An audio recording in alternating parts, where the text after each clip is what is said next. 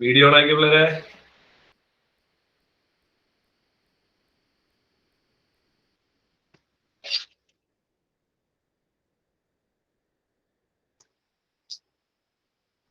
Silent prayer എടുത്തേ.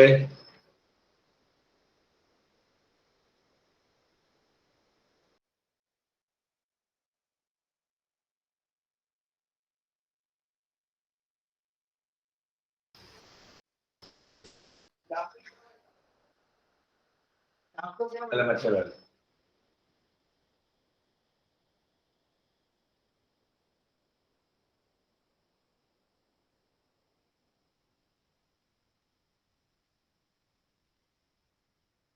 Okay ശരി. അപ്പോൾ അങ്ങനെയാണ് കാര്യങ്ങൾ. നമ്മൾ ഇന്നലെ പഠിച്ചത് സർക്കുലർ മോഷൻ. സർക്കുലർ മോഷൻ ആണ് ഇന്നലെ പഠിച്ചത്. സർക്കുലർ മോഷനിലെ ആംഗുലാർ ഡിസ്പ്ലേസ്മെന്റ് ലെറ്റർ ഏതാ അൽഫാസെ? ആംഗുലാർ ഡിസ്പ്ലേസ്മെന്റ് ലെറ്റർ ഏതാ? ഒമേഗ.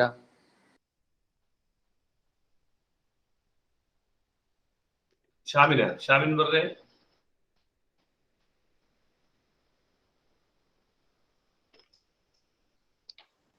അത് തന്നെയാണ് ക്വസ്റ്റ്യൻ. അതെ, ആംഗുലാർ ഡിസ്പ്ലേസ്മെന്റ് ലെറ്റർ ഒമേഗ. ശരി. Aisha? Capital letter omega. Ananth P M? Omega. Dulfuqar?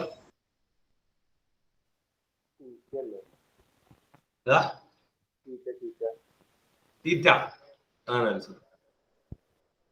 തീറ്റയാണ് തീറ്റ. ആംഗുലാർ ഡിസ്പ്ലേസ്മെന്റ് തീറ്റയാണ്. അപ്പൊ സൻഷാദ് ബുക്ക് അടിച്ചു വെച്ചിട്ടുണ്ടോടാ? ആ, അങ്ങനെയാണ് ഈ ആംഗുലാർ വെലോസിറ്റി ലെറ്റർ ഏതാപ്പോ? ഒമേഗ. ഒമേഗ. അപ്പൊ അതിന്റെ എസ് യൂണിറ്റ് ഏതാ? Radian per second. Rad per second ആണ് നമ്മുടെ ആംഗുലാർ വെലോസിറ്റിയുടെ. ശരി. അർഷദേ, എന്താ ലീനിയർ വെലോസിറ്റി എന്ന് വെച്ചാൽ എന്താ?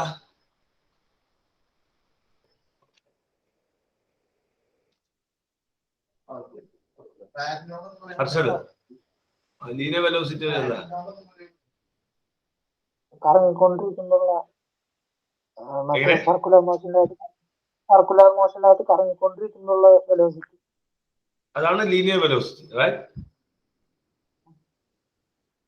അർഷദ്, അതാണ് ലീനിയർ വെലോസിറ്റി. ഏതാ ലെറ്റർ? വി. അപ്പൊ ആംഗുലർ വെലോസിറ്റി എന്നാ?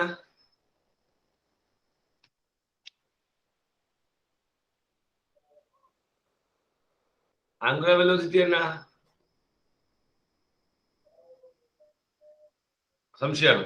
ക്ലിയർ ആയിട്ടില്ല, സമയം കളഞ്ഞിട്ടില്ല നീ.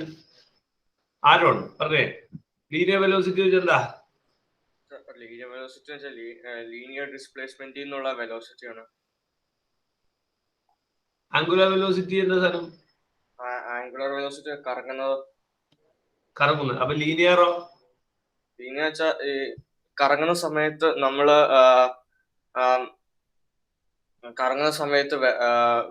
ഡിഫറെന്റ് ഡയറക്ഷനിലോട്ട് മൂവ് ചെയ്യുന്ന. ശരി. ലെറ്റർ ഏതാ? ലീനിയർ വെലോസിറ്റി ലെറ്റർ ഏതാ? ആരോൺ, ലീനിയർ വെലോസിറ്റി ലെറ്റർ ഏതാ? വി. ആംഗുലർ വെലോസിറ്റി ലെറ്റർ ഏതാ? അറിയില്ല സർ. കണക്ഷൻ കിട്ടണം. കണക്ഷൻ കിട്ടാതെ പറ്റില്ല. Treesa, tell me, linear velocity letter ഏതാ? ലീനിയർ വെലോസിറ്റിയുടെ വി. ആംഗുലർ വെലോസിറ്റിയുടെ ഒമേഗ. ഇത് തമ്മിൽ വല്ല കണക്ഷൻ ഉണ്ടോ? ലീനിയർ വെലോസിറ്റി എന്ന് പറഞ്ഞാൽ സാധാ വെലോസിറ്റിക്ക് പറയണേ. ആംഗുലർ വെലോസിറ്റി എന്ന് പറഞ്ഞാൽ സർക്കുലർ മോഷനിൽ സംഭവിക്കുന്ന വെലോസിറ്റി. കറക്റ്റ്. ഇവര് തമ്മിലുള്ള ഇക്വേഷൻ ഉണ്ടോ? Velocity is equal to theta by time. Linear വിയും ഒമേഗയും ഒമേഗ എന്താ വിയും ഒമേഗയും തമ്മില് omega is equal to V by T. അങ്ങനെയല്ല, വിയും ആറും ഒമേഗ തമ്മിൽ ബന്ധമുണ്ടോ? ഉണ്ട്. Omega is equal to V square by R. അതോട് തിരിഞ്ഞു പോവാണല്ലേ സാർ അവിടെ ആക്സലറേഷൻ വിയും ഒമേഗയും തിരിഞ്ഞു പോണ്ട്. കൊറേയൊക്കെ പറഞ്ഞിട്ടുണ്ട്, പക്ഷെ തിരിഞ്ഞു പോണ്ട്. കുറച്ചുകൂടെ സമയം ചെലവഴിച്ച് പഠിക്കും. ഉറപ്പിച്ചിട്ടില്ല, കാരണം അത് കോംപ്ലിക്കേറ്റഡ് ടോപ്പിക്കാണ്. കൂടുതൽ സമയം വേണം. ചിലപ്പോൾ ഒരു 1.5 മണിക്കൂറോളം നിങ്ങൾ ചിലപ്പോൾ ഇരിക്കേണ്ടി വരും. അപ്പൊ നിങ്ങൾ നോക്കുമ്പോ ഇത്രേ ഉള്ളൂ എന്നൊരു തോന്നില്ല. അങ്ങനെയല്ല, അത് വീണ്ടും ഉറപ്പിക്കണം. പിള്ളേർക്ക് തെറ്റിപ്പോഴുണ്ടോ? ആംഗുലർ ഡിസ്പ്ലേസ്മെന്റ്, ആംഗുലർ വെലോസിറ്റിക്ക് മാറിപ്പോണുണ്ടോ? ഒന്ന് പറഞ്ഞേ ഭീമക്കെ, വിയും ഒമേഗയും തമ്മിൽ ബന്ധമുണ്ടോ?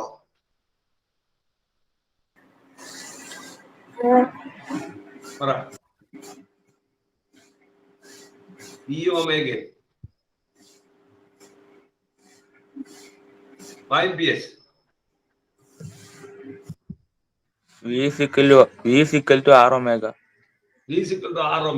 ഇതാണ് സെൻട്രിപെറ്റൽ ആക്സിലറേഷന്റെ ഇക്വേഷൻ ഏതാ മായനെ?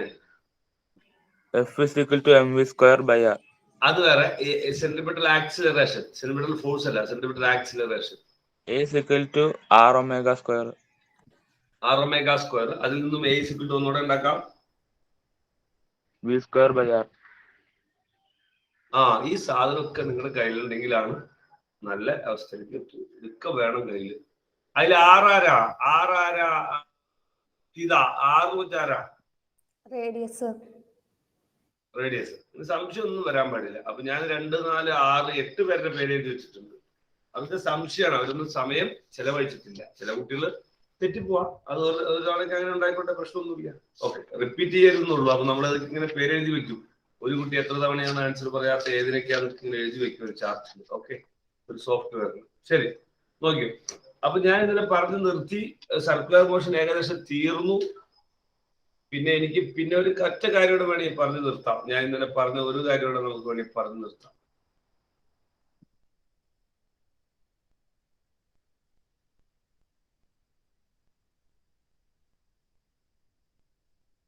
എന്താന്ന് വെച്ചാ, ഞാൻ പറഞ്ഞ ടൈം പീരീഡ് എന്താന്നുള്ള കേസ് ഞാൻ പറഞ്ഞായിരുന്നു. ടൈം പീരീഡ്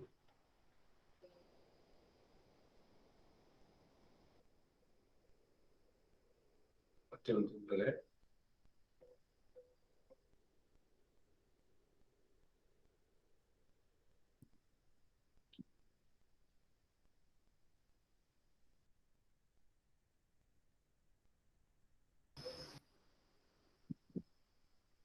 ഞാൻ ഷെയർ ചെയ്യട്ടെ.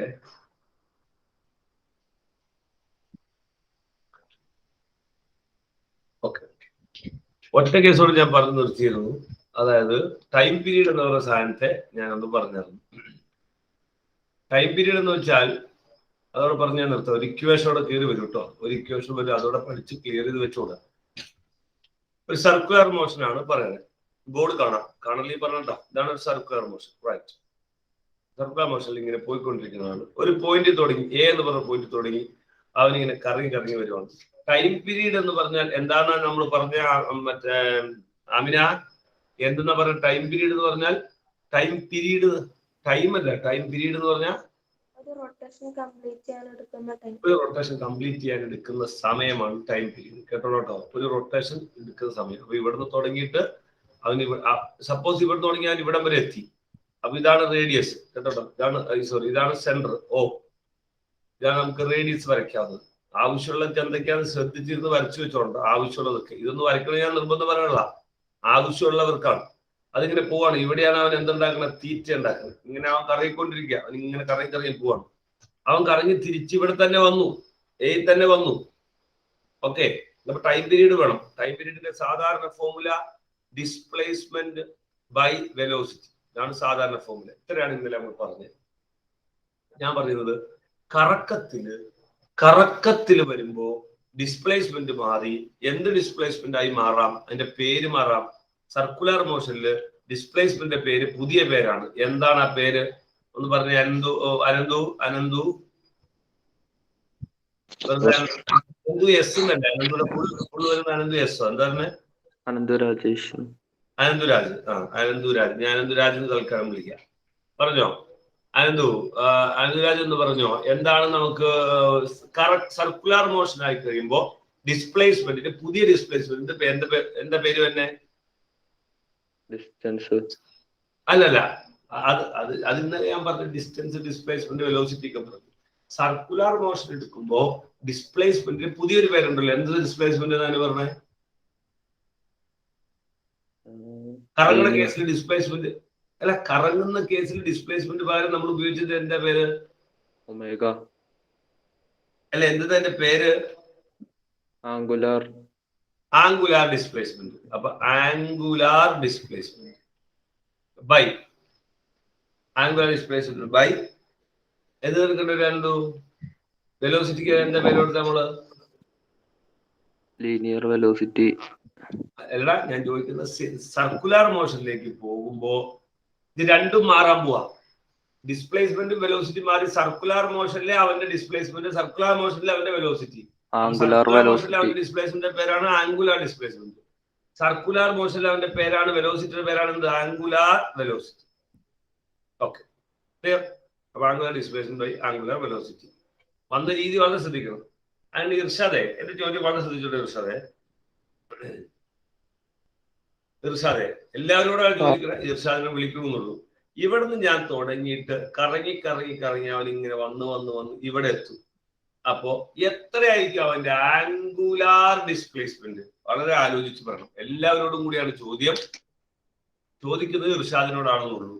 ഒരു പോയിന്റ് ഇത് ഒരുത്തം തുടങ്ങിയിട്ട് കറങ്ങി അവിടെ വരുമ്പോ എത്രയായിരിക്കും അവന് സംഭവിക്കുന്ന ആംഗുലാർ ഡിസ്പ്ലേസ്മെന്റ്?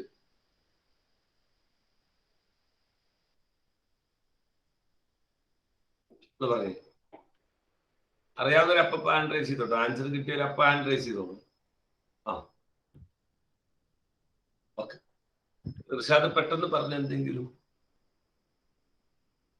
ആൻസർ നീ പറഞ്ഞേ, പെട്ടെന്നാവട്ടെ. ആ,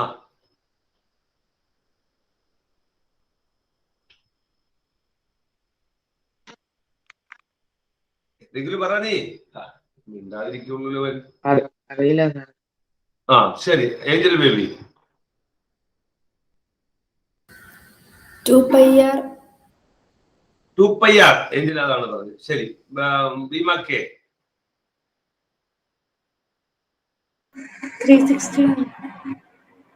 360. രണ്ട് ആൻസർ ആവുന്നതാണ്. രണ്ട് ആൻസറാണ് നമുക്ക് വന്നത്. ഒന്ന് ഭീമ കെ ചോദിക്കുന്നത് 360 ആണോ? ഭീമ കെ 360 എന്താ നമ്മൾ ഉദ്ദേശിക്കുന്നത്?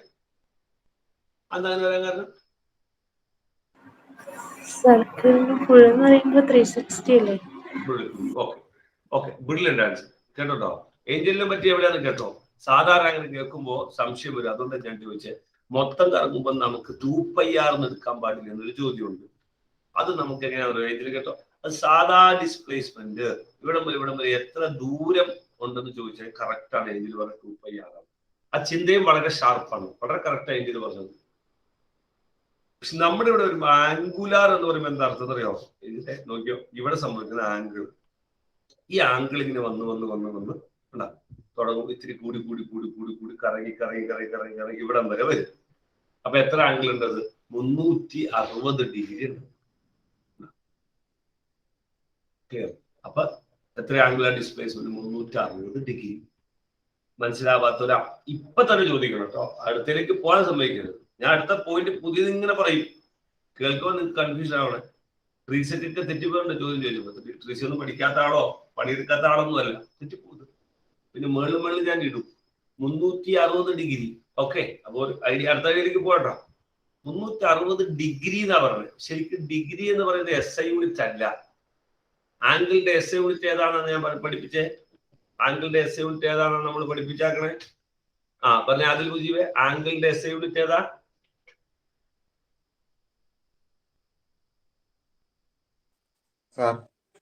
പറ ആംഗിളിന്റെ എസ് യൂണിറ്റ് ആംഗിളിന്റെ പഠിച്ചതൊന്നും ഉപയോഗിക്കാൻ പറ്റണില്ല. റേഡിയൻ, ആംഗിളിന്റെ എസ് യൂണിറ്റ് ആണ് റേഡിയൻ. കണ്ട, പെട്ടെന്ന് അത് ചോദിക്കുമ്പോൾ മനസ്സിലാവണില്ല. കാരണം ആ ക്വസ്റ്റ്യൻ ആൻസർ അല്ല നിങ്ങൾ ഹാർട്ട് ചെയ്താണ്. അതാണ് ആദ്യം എനിക്ക് സംശയം വന്നത്. ആംഗിളിന്റെ എസ് ഡിസ്പ്ലേസ്മെന്റ്, ആംഗുലർ ഡിസ്പ്ലേസ്മെന്റ് എന്നാലും വേറെ വിളിക്കാം, ആംഗിൾ എന്ന് വിളിക്കാം. എല്ലാത്തിന്റെ എസ് യൂണിറ്റ് റേഡിയൻ അല്ലേ? Angular displacement S unit radian അല്ലേ? പക്ഷെ ഇവിടെ എത്രയാണ് കിട്ടിയത്? 360 ഡിഗ്രി എന്നാ പറഞ്ഞത്. കാരണം ഒരു സർക്കിൾ ചുറ്റും ആംഗിൾ അറൗണ്ട് എ പോയിന്റ്, ബീമാക്കെ പറഞ്ഞ പോലെ angle around A point 360 degree ആണല്ലോ. ഒരു വട്ടത്തിന്റെ ഡിഗ്രി എത്ര? 360 ഡിഗ്രി. ഒരു ലീനിയർ പെയർ, ഒരു സ്ട്രേറ്റ് ലൈൻ്റെ ആംഗിൾ എത്ര? 180, 180 ഡിഗ്രി. Right angle 90 degree. അങ്ങനെ മൊത്തം പറഞ്ഞ 360 ഡിഗ്രിയാണ് ഒരു ചുറ്റും എന്നുള്ളത്. 360 ഡിഗ്രി എന്ന് പറയുമ്പോൾ റേഡിയലിലല്ല, അത് ഡിഗ്രിയിലാണ്.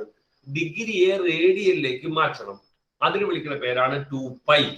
2π. കാരണം പറഞ്ഞുതരാം. ഒരു പൈ എന്ന് പറഞ്ഞാൽ നിങ്ങൾ ശ്രദ്ധിച്ചോളാം 180 ഡിഗ്രിയാണ്. 2π എന്ന് പറഞ്ഞാൽ 360 ഡിഗ്രിയാണ്. ട്രിഗണോമെട്രി എന്ന മാത്സ് ചാപ്റ്റർ നിങ്ങൾക്ക് തുടങ്ങിയോ? ട്രിഗണോമെട്രി തുടങ്ങിയോ? മാത്സ് ചാപ്റ്റർ തുടങ്ങിയോ? ഇവിടെ പഠിപ്പിച്ചു തുടങ്ങിയോ? ഇല്ല, തുടങ്ങിയിട്ടില്ല. അതിന്റെ തുടക്കം ഇതാണ്. അതിന്റെ തുടക്കം ഇതാണ്. ഡിഗ്രി റേഡിയൻ എന്ന് പറയുന്ന സാധനം എന്താണ്? അപ്പൊ ഇപ്പഴേ കൃത്യമായി മനസ്സിലാക്കിക്കോ. മനസ്സിലാവാത്തവർ ക്ലിയർ അല്ലെങ്കിൽ എവിടെയാ പ്രശ്നത്തെ ചോദിച്ചോ. ഡിഗ്രിയിൽ പറയുന്നത് എസ് യൂണിറ്റ് ആവില്ല. അത് റേഡിയനിൽ പറയാൻ വേണ്ട ഐഡിയ എന്താണെന്ന് വെച്ചാൽ 180 ഡിഗ്രി എന്ന് പറഞ്ഞാൽ പൈ ആണ്. 360 ഡിഗ്രി എന്ന് പറയുമ്പോൾ 2π ആണ്. അതുകൊണ്ടാണ് നിങ്ങൾ കേട്ടിട്ടുണ്ടോ π/2 എന്ന് നിങ്ങൾ കേട്ടിട്ടുണ്ടാവും ചിലപ്പോ. π/2 വെച്ചാൽ 90 ഡിഗ്രിയാണ്. അപ്പൊ പൈ എന്ന സാധനത്തിന്റെ അർത്ഥം 180 ഡിഗ്രി എന്നാണ്. 2π എന്ന് പറഞ്ഞാൽ 360 ഡിഗ്രി എന്നാണ്. അപ്പൊ ആംഗുലർ ഡിസ്പ്ലേസ്മെന്റ് എത്രയും 360 ഡിഗ്രിക്ക് പകരം എന്തെന്ന് പറയും? 2π. അപ്പൊ T = 2π. കേട്ടോ, കുറെ ഐഡിയ ഉണ്ട് കേട്ടോ, ഒരുപാട് ഐഡിയ വന്നിട്ടുണ്ട്, ശ്രദ്ധിച്ചോളൂ. താഴെ എന്ത് ലെറ്റർ എഴുതണം? ബാസിലെ താഴെ നമ്മൾ എന്ത് ലെറ്റർ എഴുതണം? ആംഗുലാർ വെലോസിറ്റി ലെറ്റർ ഏതാ? ആംഗുലാർ വെലോസിറ്റി ലെറ്റർ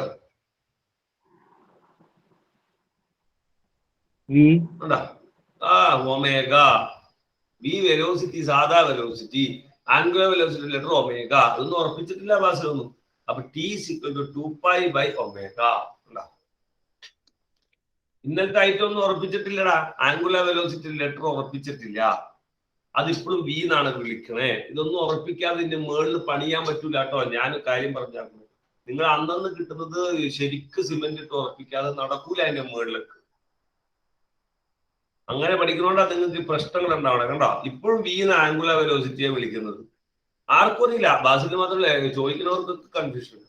അപ്പൊ എന്ത് കിട്ടി? ടൈം പീരീഡ് ഇക്വേഷൻ നമ്മൾ കണ്ടുപിടിച്ചു. സർക്കുലർ മോഷനിലെ ടൈം പീരീഡ് ഇക്വേഷൻ ആരാണ്? 2π/ω. അല്ലെ 2π എന്ന് വെച്ചാൽ ആരാണ്? 2π എന്ന് വെച്ചാൽ ശരിക്കും 360 ഡിഗ്രിയാണ്. പക്ഷെ ഡിഗ്രിയിൽ നമുക്ക് പറയാൻ പാടില്ലല്ലോ, എസ് യൂണിറ്റിലേ പറയാവുള്ളൂ. അതുകൊണ്ട് ഡിഗ്രിയെ മാറ്റി എന്താക്കിയതാണ്? റേഡിയനിലേക്ക് മാറ്റിയാണ് 2π. ശരിക്കും പൈയുടെ വാല്യൂ ഉണ്ട്. 3.14 ഇട്ട് കൊടുക്കാം. ഇനി കണക്ക് ചെയ്യുമ്പോൾ വേണമെങ്കിൽ 3.14 ഇട്ട് കൊടുക്കാം, അല്ലെങ്കിൽ 22/7 ഏതെങ്കിലും ഇട്ട് കൊടുക്കാം. പൈക്ക് ഒരു സ്റ്റാൻഡേർഡ് വാല്യൂ ഉണ്ട്. പ്രോബ്ലം ചെയ്യുമ്പോൾ 22/7 ഇട്ട് കൊടുക്കാം, അല്ലെങ്കിൽ 3.14 ഇട്ട് കൊടുക്കാം കണക്ക് ചെയ്യുമ്പോൾ. /ω. Omega angular velocity. അത് രണ്ട് ചെയ്താൽ നിങ്ങൾക്ക് ടൈം പീരീഡ് കിട്ടും. പറ, പ്രശ്നങ്ങൾ പറ. എല്ലാ പ്രശ്നങ്ങളും അഡ്രസ് ചെയ്യണം കേട്ടോ. മനസ്സിൽ തോന്നുന്ന എല്ലാ പ്രശ്നങ്ങളും അഡ്രസ് ചെയ്യണം. കണക്ഷൻ കിട്ടില്ല അത് പറയണം. ആരോട് നോട്ട്ബുക്കിൽ അയക്കണം കൈ കേട്ടോ. മൗസിൽ കൈ പിടിക്കരുത്, ഞാൻ പലതവണ പറഞ്ഞിട്ടുണ്ട് കേട്ടോ. ഈ നോട്ട്ബുക്കിൽ കൈ കാണണം. ആരോണ്ടെ കൈ നോട്ട്ബുക്കിൽ കാണണ്ടേ? ആരോൺ നോട്ട്ബുക്കിൽ ചെയ്യണ കാണണ്ടേ? കൈ വേറെ അങ്ങോട്ടും പോണ്ട. ശരി, സ്ക്രീനിൽ നിന്ന് കൈ പോണ്ട. ക്ലിയർ? സംശയമുള്ള പറഞ്ഞോ. പ്രശ്നങ്ങൾ പറഞ്ഞോ. പ്രശ്നങ്ങൾ ഉണ്ടാവണം. പ്രശ്നങ്ങൾ ഉണ്ടായാൽ തിരുത്തണം. പറഞ്ഞോ. പൈയുടെ വാല്യൂ പൈയുടെ വാല്യൂ പറഞ്ഞേ. ഇതല്ലല്ലോ, 1.7 എന്ന് പറഞ്ഞൊരു വാല്യൂ അല്ലേ? അത് പൈയുടെ അല്ല. പൈയുടെ 3.14 ആണ്. 1.7 റൂട്ടിന്റെ അല്ല. റൂട്ട് 3 ഒക്കെ 1.7. പൈയുടെ വാല്യൂ 3.14 അല്ലെങ്കിൽ 22/7. ഏതെങ്കിലും പറഞ്ഞ ബൈ ഹാർട്ട് ചെയ്യണം. പറഞ്ഞോ.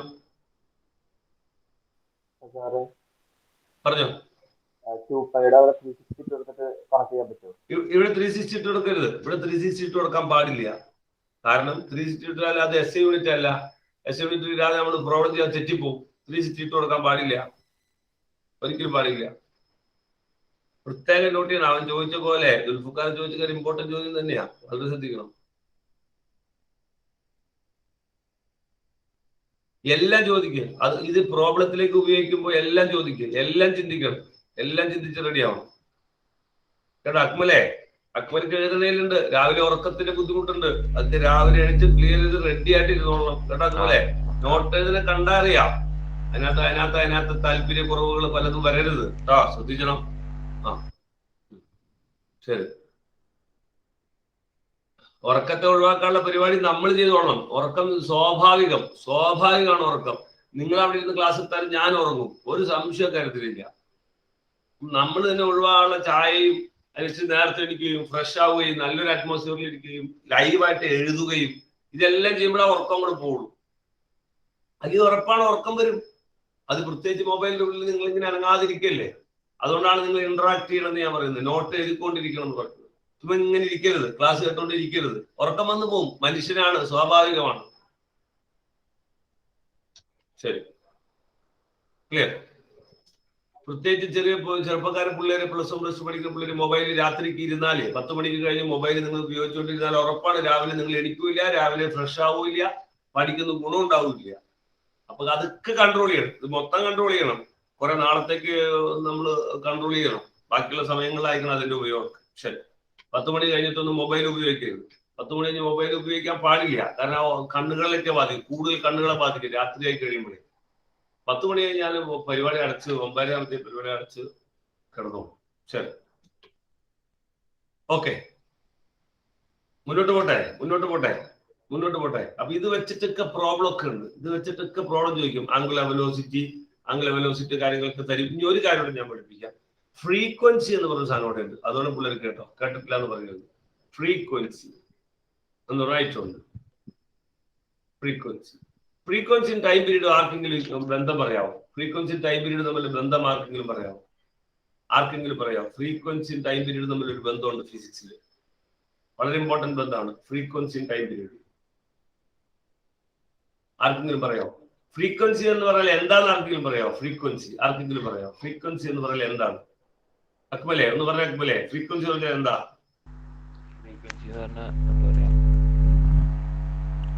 ഫിസിക്സിന്റെ ഫ്രീക്വൻസി എന്ന് പറഞ്ഞാൽ എന്താണ്?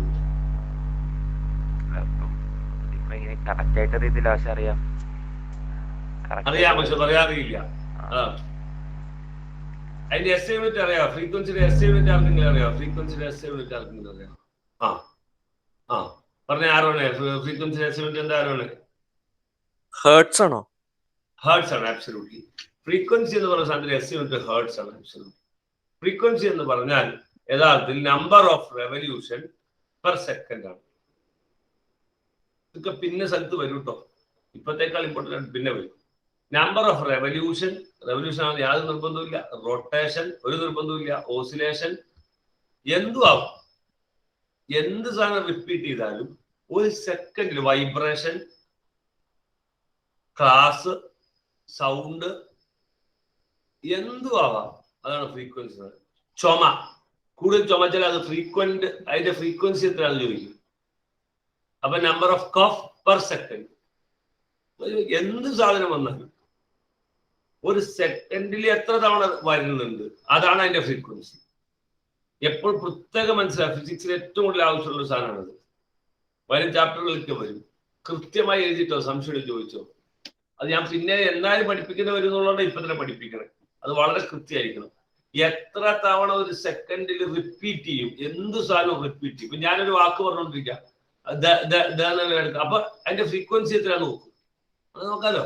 ഒരു സെക്കൻഡിൽ ആ വാക്ക് ഞാൻ എത്ര തവണ റിപ്പീറ്റ് ചെയ്യുന്നത്.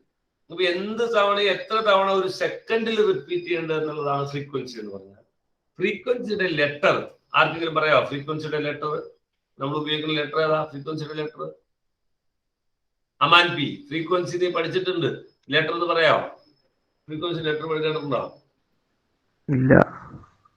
സ്മോൾ ലെറ്റർ F ആണ് ഫ്രീക്വൻസി ലെറ്റർ. ഒരു പുതിയ ലെറ്ററോടെ ഞാൻ പഠിപ്പിക്കാം. ആ ലെറ്ററിന്റെ പേരാണ് ന്യൂ. ന്യൂ എന്താ? ന്യൂ.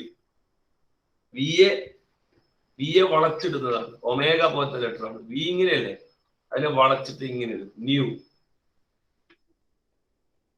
ഫ്രീക്വൻസിയുടെ ലെറ്റർ ആണ്. Frequency time period time taken to complete 1 revolution ആണ്. ഫ്രീക്വൻസി എന്ന് പറഞ്ഞാൽ ഒരു സെക്കൻഡിൽ എത്ര റെവല്യൂഷൻ, അതാണ് ഫ്രീക്വൻസി. ലെറ്റർ എഫ് ഉപയോഗിക്കാം, ന്യൂ ഉപയോഗിക്കാം. അതിന്റെ SI യൂണിറ്റ് ഇവൻ പറഞ്ഞ പോലെ, ആരോൺ പറഞ്ഞ പോലെ ഹേർട്സ് ആണ്. Hertz, HZ hertz. ഒരുപാട് പുതിയ കാര്യങ്ങളാട്ടോ. പുതിയ കാര്യങ്ങൾ കൂടുതൽ വരുമ്പോൾ വീട്ടിൽ പോയി കൂടുതൽ സമയം കളയണം. അങ്ങനെ ഇവിടെ കൂടുതൽ ചോദ്യം ചോദിക്കണം, ഓരോന്നും ചോദിക്കണം. അപ്പൊ പൈയുടെ വാല്യൂ അതിന് സംശയം വന്നു, അത് ചോദിച്ചുകൊണ്ടാണ് ക്ലിയർ ചെയ്തത്. ഒരിക്കലും ഒരു അധ്യാപകൻ ഓർക്കൂല പൈ നിങ്ങൾക്ക് അറിയാവുന്നോർത്തെ അധ്യാപകൻ പറയുള്ളൂ, പക്ഷെ പൈ നിങ്ങൾ കേട്ടിട്ടില്ല എന്നുള്ള വേറെ സത്യം. അതുകൊണ്ട് നിങ്ങൾ ചോദിച്ചോളൂ. അത് പറഞ്ഞു വളച്ചിടുന്നതിന്റെ പേരെന്നാണ്? കണ്ടോ അതാണ് ചോദ്യങ്ങള്. ന്യൂ ഞാൻ പറഞ്ഞ ഞാൻ ഏറ്റവും കൂടുതൽ പ്രൊമോട്ട് ചെയ്യുന്ന ചോദ്യങ്ങൾ ഇങ്ങനെയാ. സാറേ ആ വളച്ചതിന്റെ പേരെന്താണ്? സാർ അത് എന്തെന്നാ വായിക്കുന്നത്? സാറെ പൈയുടെ വില എത്രയാണ്? ഇങ്ങനെ ചോദിക്കുന്നവരാണ് എന്റെ ഭാഷയിൽ, എന്റെ 20 കൊല്ലത്തെ എക്സ്പീരിയൻസിന്റെ അവരാണ് രക്ഷപ്പെടണമെങ്കിൽ. എന്നുവെച്ചാൽ എല്ലാ കാര്യത്തിലും അങ്ങനെ ഒരു സ്വഭാവം ഉണ്ടാവും, അവർക്ക് അതിന്റെ പെർഫെക്ഷൻ ഉണ്ട്. ന്യൂ മുന്നോട്ട് പോട്ടെ, പ്രശ്നം പറയാനില്ല. എന്തെങ്കിലും ചേരായ്മ, എന്തെങ്കിലും കണക്ഷൻ ഇല്ലായ്മ ഉണ്ടെങ്കിൽ പറയണം. ക്ലിയർ ആണ്? നോക്കാം. ഇവര് തമ്മിൽ ഒരു ബന്ധമുണ്ട് പിള്ളേരെ. എന്താണെന്നറിയോ? ഫ്രീക്വൻസി എന്ന് പറഞ്ഞാൽ ടൈം പീരീഡിന്റെ റെസിപ്രോക്കലാണ്. ഇതാണ് ബന്ധം. ഫ്രീക്വൻസി എന്ന് പറഞ്ഞാൽ ടൈം പീരീഡിന്റെ റെസിപ്രോക്കലാണ്. എന്റെ ഫീതി എന്ന് എഴുതി കാണാത്ത, ഇത് ബുക്കാണോ? എന്റെ ഫീതി എന്ന് എഴുതി കാണാത്ത, എത്ര നേരം നിങ്ങൾ നോക്കിയിരിക്കും ബുക്കിലേക്ക്? ഇത്രയും പറഞ്ഞിട്ട് എന്ത് എഴുതാത്തതാണ് എനിക്ക് മനസ്സിലാവാത്തത്. ആ ശീലമായിട്ടില്ല. ഫ്രീക്വൻസി എന്ന് പറഞ്ഞാൽ ടൈം പീരീഡിന്റെ റെസിപ്രോക്കലാണ്. അപ്പൊ ഞാൻ ചോദിക്കട്ടെ, what is the formula for the frequency? പറഞ്ഞു നോക്കിയ ഗൗരിയെ, അങ്ങനെയാണെങ്കിൽ ഫ്രീക്വൻസിയുടെ ഫോർമുല എന്ന് പറഞ്ഞു. Frequency is equal to 1/2π/ω. അപ്പൊ എന്ത് എഴുതാൻ പോണത്?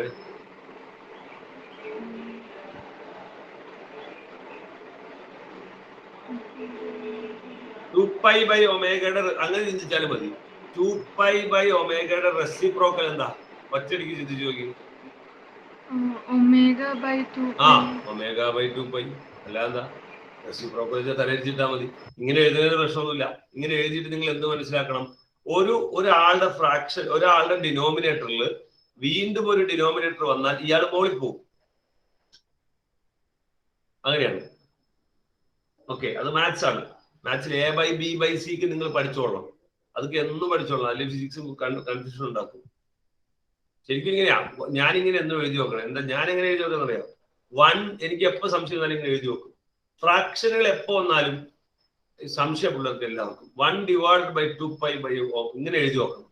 എന്നിട്ട് 1 × ω/2π. ഇതാണ് മൾട്ടിപ്ലിക്കേറ്റീവ് ഇൻവേഴ്സ്. ഇങ്ങനെ നോക്കിയാൽ ഒരിക്കലും സംശയം വരില്ല. ഏത് ഫ്രാക്ഷന്റെ ഡിവിഷൻ വന്നാലും നിങ്ങൾ ഇങ്ങനെ എഴുതരുത്, ഇങ്ങനെ എഴുതി നോക്കണം. സംശയമുള്ളവര്, അല്ലാത്തവർക്ക് ചിലർക്ക് ഐഡിയ ഓക്കെ ആണെങ്കിൽ പ്രശ്നമില്ല. 1/2 ഇങ്ങനെ 1/2 / 3/4. എല്ലാവർക്കും ചിലർക്ക് സംശയം, ഇത് അവിടെ ഇരുന്നോ ഇവിടെ, ഒരു സംശയമില്ല. അതെങ്ങനെ എഴുതിയാൽ മതി? 1/2 ആദ്യം 1/2 / 3/4 ഒന്ന് എടുത്ത് 1/2 × രണ്ടാമത്തെ ആളെ തിരിച്ചിരുന്നു 4/3. കണ്ട, അപ്പൊ പരിപാടി തീർന്നു. 1 × 4/2 × 3 നേരെ ഇൻറ്റു ചെയ്യാം. അതുപോലെ 1 × ω/2π, ω/2π. ഇതൊക്കെ മാത്തമാറ്റിക്സിന്റെ ട്രിക്സ് ആണ്. ട്രിക്സ് അല്ല, മാത്തമാറ്റിക്സിന്റെ ചെറിയ ആപ്ലിക്കേഷനുകളാണ്. അങ്ങനെ ഫിസിക്സിൽ നമ്മൾ ധാരാളം ഇക്വേഷനുകൾ ഉണ്ടാക്കിയെടുക്കും. ഈ കണക്ഷൻ ഉണ്ടാവണം. അത് വീട്ടിൽ പോയി നിങ്ങളൊന്ന് പ്രാക്ടീസ് ചെയ്യണം. ഇന്നലെ പലവരും നോക്കിയിട്ടില്ല. കാരണം അത്യാവശ്യം ശ്രദ്ധിക്കുന്നവര് വരെ, അത്യാവശ്യം ഫോളോ ചെയ്യുന്നത് വരെ ആൻസർ പറഞ്ഞില്ല. കുഴപ്പന്മാരല്ല. അപ്പൊ സംതിങ് റോങ്. ഓക്കെ. അപ്പൊ നിങ്ങൾ ഒരു ഫോർമുല പഠിക്കുള്ളൂ. ഏതിന്റെ മാത്രം? ടൈം പീരീഡ് മാത്രം ഫോർമുല പഠിക്കും. അല്ലെങ്കിൽ ചിലവർ ഫ്രീക്വൻസിയുടെ മാത്രം പഠിക്കും. എന്നിട്ട് മറ്റേതിനെ തിരിച്ചിടും. അപ്പൊ ബൈഹാർട്ട് ചെയ്യാൻ വേണ്ടി ഞാൻ കോളത്തിൽ ഇടുന്നില്ല, ഞാൻ ഒരെണ്ണേ കോളത്തിൽ ഇട്ടുള്ളൂ, ടൈം പീരീഡ്. അതായത് ഓർത്തിരിക്കാൻ ഇത്ര എളുപ്പമുണ്ട്. Displacement by velocity. അപ്പൊ ആംഗുലർ ഡിസ്പ്ലേസ്മെന്റ് എടുക്കുമ്പോൾ 2π, വെലോസിറ്റിക്ക് letter, angular velocity letter omega, അങ്ങനെ 2π/ω എന്ന് ഓർത്തിരിക്കാൻ പറ്റും. അതാണ് അതിന്റെ മെത്തേഡ്. കണ്ടോ? Okay, clear? ഓക്കെ, സംശയങ്ങളുണ്ടോ? എന്തെങ്കിലും ഉണ്ടോ? ഒന്നുമില്ല. അപ്പൊ കുറെ ഐറ്റംസ് ഇന്നലെ നമ്മൾ സെൻട്രിപെറ്റൽ അല്ല സർക്കുലർ മോഷനുമായി ബന്ധപ്പെട്ട് കുറെ സാധനങ്ങൾ പഠിച്ചു. ഇനിയും പിള്ളേർ മാറരുത്. ഞാൻ ഒരു ബ്രീഫിംഗ് തരാം. മാറാനൊന്നുമില്ല, വളരെ എളുപ്പമാണ്.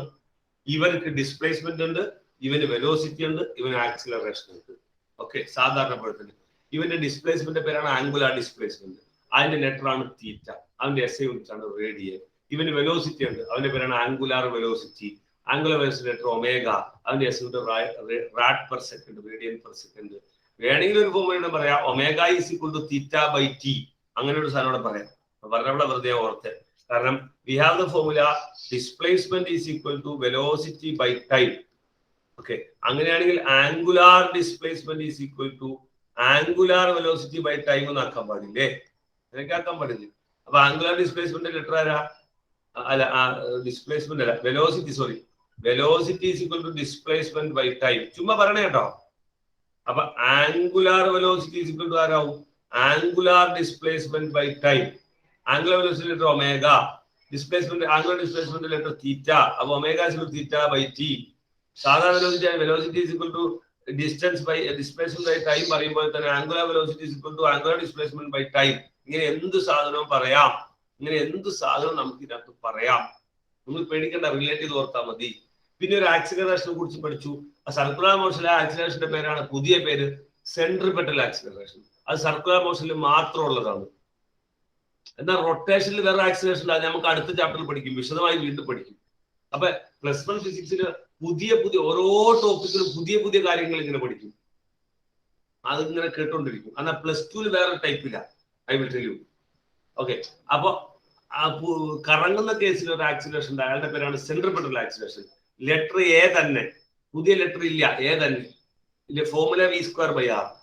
അത് സെൻട്രിപെറ്റൽ ഫോഴ്സിലേക്ക് മാറുമ്പോൾ m എന്ന് വരും. അപ്പൊ mv²/r. പിന്നെ ടൈം പീരീഡ് 2π/ω. തിരിച്ചുള്ള ഫ്രീക്വൻസി SI യൂണിറ്റ് ഹെർട്സ്. മറ്റൊരു ടൈം പീരീഡിന്റെ SI യൂണിറ്റ് സെക്കൻഡ്സ്. ടൈം പീരീഡിന്റെ SI യൂണിറ്റ് സെക്കൻഡ്സ് തന്നെ.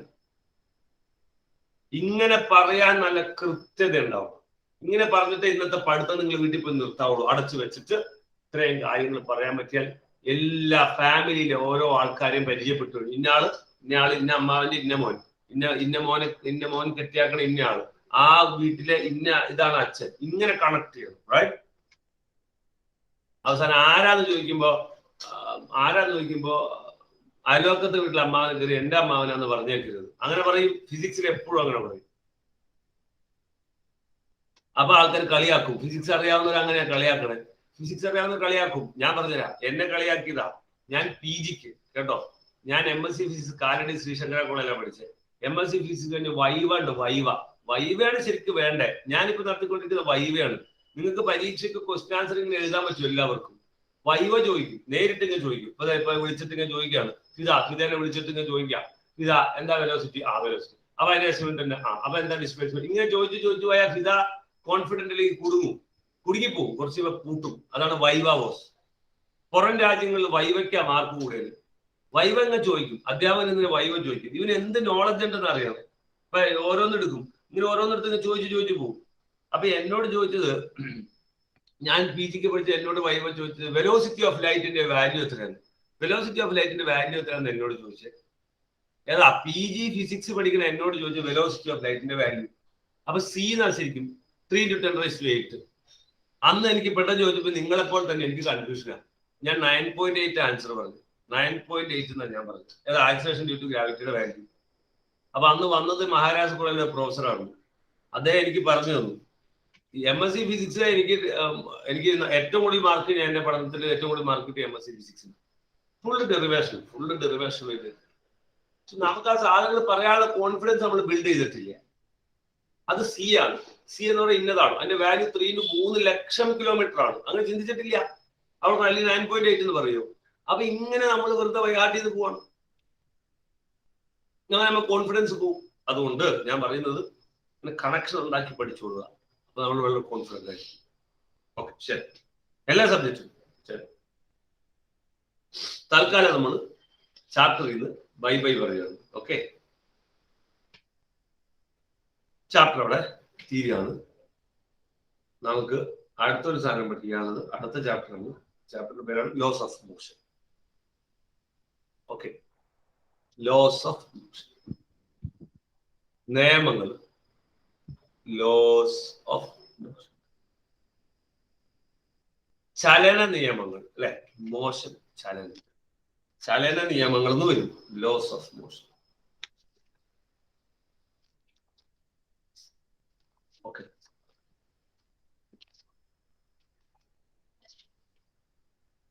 നമ്മൾ കേട്ടിട്ടുള്ള, നമ്മൾ ചെറിയ ക്ലാസ്സിൽ പഠിച്ചുള്ള കുറെ കാര്യങ്ങളുണ്ട്. ഞാൻ ചോദിക്കട്ടെ ഇവിടെ,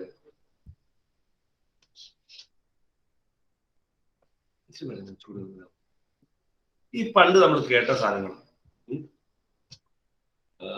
നമ്മൾ ബസ് സ്റ്റാർട്ടാക്കുമ്പോൾ നമ്മൾ ബാക്കിലേക്ക് പോകും. ബസ്സിൽ നമ്മൾ നിൽക്കുകയാണ്, ഇനി ബസ് പെട്ടെന്ന് ബ്രേക്ക് ചവിട്ടുമ്പോൾ നമ്മൾ ഫ്രണ്ടിലേക്ക് വീഴും. എന്താ അതിന്റെ കാരണം? നമ്മൾ എന്താ പഠിച്ചാണ് കാരണം?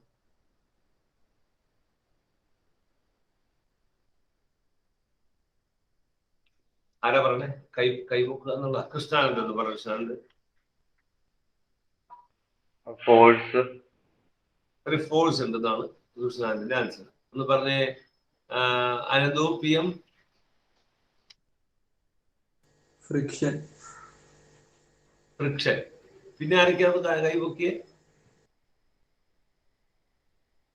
ഐഷ?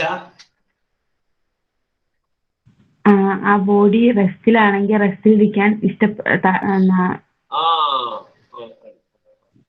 ബോഡി റെസ്റ്റിലാണെങ്കിൽ ആ ബോഡി റെസ്റ്റിലിരിക്കാൻ തന്നെ താല്പര്യപ്പെടുന്നു.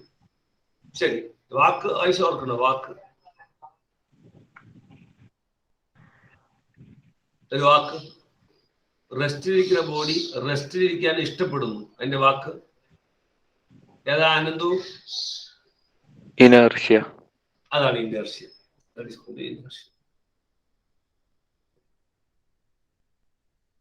ഇനേഴ്ഷ്യ എന്നാണ് ഇത് പറഞ്ഞത്. ഇനേഴ്ഷ്യ എന്ന് പറഞ്ഞാൽ എന്താ അർത്ഥം? എന്താണോ നിലവിലെ അവസ്ഥ അത് തുടരാനാണ് അവന് താല്പര്യം. ലോകത്തുള്ള എല്ലാ ആൾക്കാരും, ലോകത്തുള്ള എല്ലാ സാധനങ്ങൾക്കും താല്പര്യം എന്താണോ നിലവിലെ അവസ്ഥ അത് തുടരുക. അതാണ് ഇനേഴ്ഷ്യ. അത് ഐഷ പറഞ്ഞ പോലെ ഇരിക്കുന്ന ആൾക്കാണ് ഇരിക്കാനാണ് താല്പര്യം, ഉറങ്ങുന്ന ആൾക്ക് ഉറങ്ങാനാണ് താല്പര്യം. ഇരിക്കുന്ന സാധനമാണ് അവിടെ ഇരിക്കാനാണ് താല്പര്യം. മൂവ് ചെയ്തുകൊണ്ടിരിക്കുന്ന സാധനമാണ് മൂവ് ചെയ്യാനാണ് താല്പര്യം. ഇതാണ് അതിന്റെ പ്രത്യേകത. ഇനേർഷ്യ എന്നുള്ള വാക്ക് എവരി ബോഡി, എല്ലാ ബോഡിയും കണ്ടിന്യൂസ്, അത് കണ്ടിന്യൂ ചെയ്തുകൊണ്ടിരിക്കും. In it state of rest. ഇതാണ് ഒരു സെന്റൻസ്. പഴയ ക്ലാസ്സിൽ ഇതൊക്കെ ചോദിക്കും, നിങ്ങൾക്ക് ആ ചോദിക്കാൻ സാധ്യതയൊന്നുമില്ല. എവരി ബോഡി കണ്ടിന്യൂസ്, കണ്ടിന്യൂ ചെയ്യും. In its state of rest, അവൻ ഇരിക്കുന്ന അതേ അവസ്ഥയിൽ. ഓർ ഓഫ് മോഷൻ, അവൻ അനങ്ങിക്കൊണ്ടിരിക്കുകയാണെങ്കിൽ അനങ്ങിക്കൊണ്ട് പോകാൻ താല്പര്യം. or uniform motion or of uniform motion until it is exerted by, until it is acted by an external force.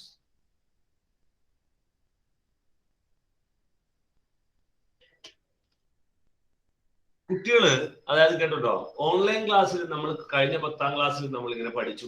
10ാം ക്ലാസ്സിൽ നമ്മളൊരു അഡ്ജസ്റ്റ്മെന്റിൽ എന്തൊക്കെ ഇങ്ങനെ പഠിച്ചു, ഒരു അഡ്ജസ്റ്റ്മെന്റ് നമ്മൾ പോവാണ്. എല്ലാ ദിവസവും രാവിലെ ഒരു 8 മണിയാകുമ്പോഴാണ് നമ്മൾ സാധാരണ എണിക്കാറുണ്ടായിരുന്നത്. കൊറോണ കാലഘട്ടമൊക്കെ ആയിക്കഴിഞ്ഞപ്പോൾ 10ാം ക്ലാസ്സിലും 9ാം ക്ലാസ്സിലൊക്കെ കുട്ടികൾ എണിക്കുന്നത് ഒരു 8 മണിയാകുമ്പോൾ എണിക്കും. എന്നിട്ട് കുറച്ചു നേരം മൊബൈലിൽ നോക്കിയിരിക്കും, കുറച്ച് ഗെയിം കളിക്കും, പിന്നെ കുറെ കൊറോണ അത് ഇത് പിന്നെ കിടന്നു തുടങ്ങും. ഇങ്ങനെ 2 കൊല്ലം ഇങ്ങനെ പോയി കഴിയുമ്പോൾ തന്നെ, 1 കൊല്ലം വേണ്ട, 1 മാസം അങ്ങനെ പോയാൽ മതി. 1 മാസം വേണ്ട, സൈക്കോളജി പറയുന്നത് 15 ദിവസം ചെയ്താൽ മതി. 15 ദിവസം എന്ത് കാര്യം നിങ്ങൾ അങ്ങനെ ചെയ്താലും പിന്നെ ശരീരത്തിന് ഇഷ്ടം അങ്ങനെ തന്നെ ചെയ്യാനാണ്. എല്ലാ കാര്യവും അങ്ങനെയാണ്. 15 ദിവസം കണ്ടിന്യൂസ് ആയിട്ട് നിങ്ങൾ ചെയ്താൽ അവിടെ ഒരു ഇനേർഷ്യ ഡെവലപ്പ് ആവും. ഇനേർഷ്യ എന്ന് വെച്ചാൽ അത് തന്നെ അത് ചെയ്യാനാണ് താല്പര്യം. അതുകൊണ്ടാണ് കുട്ടികൾക്ക് ഇപ്പോൾ സ്കൂൾ തുടങ്ങി കഴിഞ്ഞപ്പോൾ ഭയങ്കര ഇനേർഷ്യ ആയിരുന്നു. സ്കൂളിൽ പോകാൻ ഭയങ്കര കാര്യം താല്പര്യമൊക്കെ ഉണ്ട്. സ്കൂളോ കുറെ നാളെ സ്കൂൾ, പക്ഷേ ആ രാവിലെ എണിച്ച് അത് റെഡിയായി അത് സ്കൂളിൽ പോയി തിരിച്ചു വന്നു നമ്മൾക്കുണ്ടായിരുന്ന ആ സ്ട്രക്ചർ അങ്ങോട്ട് തെറ്റും. അതൊരു ഇനേർഷ്യ. നിങ്ങൾക്കറിയോ, അധ്യാപകർക്ക് അത് ഏറ്റവും കൂടുതൽ മടി. കുട്ടികൾക്കല്ല. സ്കൂൾ തുറക്കുമ്പോൾ ഏറ്റവും നിങ്ങൾ വാട്സപ്പിലേക്ക് നിങ്ങൾ കണ്ടിട്ടുണ്ടാവും. മരത്തിന്റെ മുകളിൽ കയറി നിങ്ങൾ ഇറങ്ങണമെന്ന് പറഞ്ഞാൽ ആരോടാന്നറിയോ? അധ്യാപകനോടാ. സ്കൂളിൽ പോകാനായിട്ട് സ്കൂൾ തുറന്ന് നിങ്ങൾ വാട്സപ്പിലേക്ക് അങ്ങനത്തെ ഒരു പിക്ചർക്ക് കണ്ടില്ലേ? ഇങ്ങോട്ട് ഇറങ്ങണമെന്ന് പറഞ്ഞ അമ്മ വടിയെടുത്താക്കുക. മുകളിലിരിക്കുന്ന പയ്യനല്ല, അധ്യാപകന്. കാരണം അധ്യാപകനാണ് ഏറ്റവും കൂടുതൽ മടി സ്കൂളിൽ പോകാൻ. ആദ്യത്തെ കുറെ ദിവസത്തേക്ക് സ്കൂളിൽ പോകാൻ ഭയങ്കര മടിയായിരിക്കും. രാവിലെ എഴുതി റെഡിയായി പോയി പഠിപ്പിക്കണ്ടേ. മറ്റേത് ഓൺലൈൻ ക്ലാസ് എന്തെങ്കിലും പണിയെടുക്കുക, എന്തെങ്കിലും കാണിക്കുക, അടുത്ത പണിക്ക് പോവാ. ഇതങ്ങനെയല്ലോ, കുറെ സമയം സ്കൂളിൽ പോയി ചിലവഴിക്കണ്ടേ. ഏറ്റവും കൂടുതൽ ഇനേർഷ്യ അധ്യാപകർക്കായിരുന്നു. മാത്രമല്ല, നിങ്ങൾ വലുതാവുന്നതോറും ഇനേർഷ്യ കൂടും. കോളേജിലേക്ക് ഏത് കോളേജിൽ ഏത് സ്ഥാപനത്തിൽ വർക്ക് ചെയ്താലും ഒരു പുതിയ കാര്യം ഒരാളെ കൊണ്ട് ചെയ്യിക്കാൻ ഭയങ്കര ബുദ്ധിമുട്ടാണ്. That is called inertia. Every body മാറ്റി ചേർക്കാം, എവരി ബഡി എന്നാക്കാം, എന്നാലും കറക്റ്റാ. നമ്മൾ മനുഷ്യന്റെ കാശാണ് എവരി ബഡി എന്ന് പറഞ്ഞാൽ കുഴപ്പമില്ല. എല്ലാവരും, എല്ലാ വസ്തുക്കളും എന്താണ്, അവൻ എന്താണോ ചെയ്തുകൊണ്ടിരിക്കുന്നത് അതേ ചെയ്യുള്ളൂ. അപ്പൊ വേറെ കേസോടെ ഉണ്ട്. ഒരാൾ വളരെ ആക്റ്റീവാണ്, രാവിലെ കഴിച്ച് എല്ലാ ദിവസവും കുളിച്ച് റെഡിയാവും, ക്ലാസ് കേൾക്കും, അല്ലെങ്കിൽ പണിക്ക് പോകും. അങ്ങനത്തെ ആൾക്കാർക്ക് അതാണ് അവന്റെ ഇനേർഷ്യ. അവൻ ചുമ്മാ വീട്ടിലിരിക്കാൻ പറ്റില്ല. അവന് വെറുതെ വീട്ടിലിരിക്കാൻ പറ്റില്ല. അവൻ എന്തെങ്കിലും ബിസി വർക്ക് ആയിരിക്കും. ഇതാണ് ഇനേർഷ്യ. അത് മനുഷ്യന്റെ കേസിൽ ഒരുപാടുണ്ടെന്ന്. ഇത് ചലന നിയമങ്ങളാണ്. ഐസക് ന്യൂട്ടൺ കണ്ടുപിടിച്ച നിയമം ഫസ്റ്റ് ലോ ആണ്. This is called first law of motion. First law ചെറുതല്ല സംഭവം, ഭയങ്കര സംഭവമാണ്. ഭൂമിയിലെ പ്രപഞ്ചത്തിലെ മോഷനുമായി ബന്ധപ്പെട്ട ഐസക് ന്യൂട്ടൺ ഐൻസ്റ്റീൻ അത്ര വലിയ ചിന്തകരാന്ന് പറയുന്നത്. നമുക്ക് ചിന്തിക്കാൻ പറ്റില്ല അങ്ങനെ. അവരങ്ങനെ ചിന്തിച്ച് കണ്ടുപിടിച്ച ഒരു ഐഡിയ ആണത്. എല്ലാ ബോഡിക്കും എന്താണ് അവന്റെ നിലവിലെ അവസ്ഥ, അത് റെസ്റ്റ് ആയിക്കോട്ടെ കേട്ടോ, അത് അനങ്ങിക്കൊണ്ടായിക്കോട്ടെ, അല്ലെങ്കിൽ ചുമ്മാ ഇരിക്കുമായിക്കോട്ടെ, അത് തുടരാനാണ് താല്പര്യം. Until it is acted by an external force. അതിന്റെ അർത്ഥം എന്താ? ആ സെന്റൻസിന്റെ അർത്ഥം എന്താ ഒന്ന് പറഞ്ഞ അക്മലെ? അതിന്റെ അർത്ഥം എന്താ? Until it is acted by an external force. പുറത്തുനിന്നൊരു ഫോഴ്സ് അതിനകത്തേക്ക് ആക്ട് ചെയ്യണവരെ അത് ആ ഒരു പൊസിഷനിൽ ഇരിക്കാനായിട്ട് താല്പര്യപ്പെടുന്നു. ഈ പുറത്തുനിന്ന് ഫോഴ്സ് എന്താണെന്നറിയോ? കുട്ടികളെ സംബന്ധിച്ചോളം സ്കൂൾ തുറക്കാണ്, വീട്ടിലെ പാരന്റ് നിർബന്ധിക്കുക, സ്കൂളിൽ നിന്ന് ഫോൺ വിളിക്കുക. നിങ്ങളിങ്ങനെ ഇരിക്കൂലേ, നിങ്ങൾ ട്യൂഷൻ ക്ലാസ്സിൽ ഇരിക്കൂലോ? അപ്പൊ നിങ്ങളിങ്ങനെ മൊബൈലിൽ തൊടാനും, സ്ഥിരം മൊബൈൽ കണ്ടാൽ മൊബൈലിൽ തൊട്ടുകൊണ്ടിരിക്കുന്ന ആളെ അത് ഇനേർഷ്യ. വാട്സപ്പിൽ തൊടാനും, നിങ്ങളെ ഗ്രൂപ്പിൽ തൊടാനും, ഒന്ന് ഫേസ്ബുക്ക് അപ്ഡേറ്റ് ചെയ്യാനും, 1 മണിക്കൂർ മൊബൈലിന്റെ ഫ്രണ്ടിൽ ഇരുന്നാൽ ഇനേർഷ്യയാണത്. അപ്പൊ അതിനെ കട്ട് ചെയ്യാൻ വേണ്ടി ഞാനൊരു എക്സ്റ്റേണൽ ഫോഴ്സ് ഉണ്ടാക്കാൻ വേണ്ടി ഇവിടെ നമ്മൾ സിസ്റ്റം ചെയ്തിട്ടുണ്ട്. നിങ്ങൾ മൊബൈലിൽ നിന്ന് മാറ്റി വെക്കണം. അതാണ് എക്സ്റ്റേണൽ ഫോഴ്സ്. അത് ചെയ്യാത്തവർക്ക് ഇനേർഷ്യ ഉണ്ടാവും. ആ എക്സ്റ്റേണൽ അതോടെ തൊടാൻ നേരത്ത് ഞാൻ വാൺ ചെയ്യുന്നതും ഇവിടുത്തെ ഓഫീസിൽ നിന്ന് വിളിക്കുന്നതൊക്കെ അതാണ് എക്സ്റ്റേണൽ ഫോഴ്സ്. എക്സ്റ്റേണൽ ഫോഴ്സ് വഴി ഇത് മറികടക്കാം. നമ്മുടെ മടിയെ നമുക്ക് രാവിലെ കിടന്ന് ഉറങ്ങാനാണ് എല്ലാവർക്കും താല്പര്യം. ക്ലാസ്സിൽ ഇങ്ങനെ ചോദ്യം ചോദിക്കാൻ ആർക്കും താല്പര്യം. ഇനേർഷ്യയാണത്. ചില കുട്ടികൾക്ക് ചോദ്യം ചോദിക്കൂല, അത് ഇനേർഷ്യയാണ്. അതെങ്ങനെ എക്സ്റ്റേണൽ ഫോഴ്സ്? ഞാൻ ചോദിക്കും അങ്ങോട്ട്, അപ്പൊ പറയും. അതാണ് എക്സ്റ്റേണൽ ഫോഴ്സ്.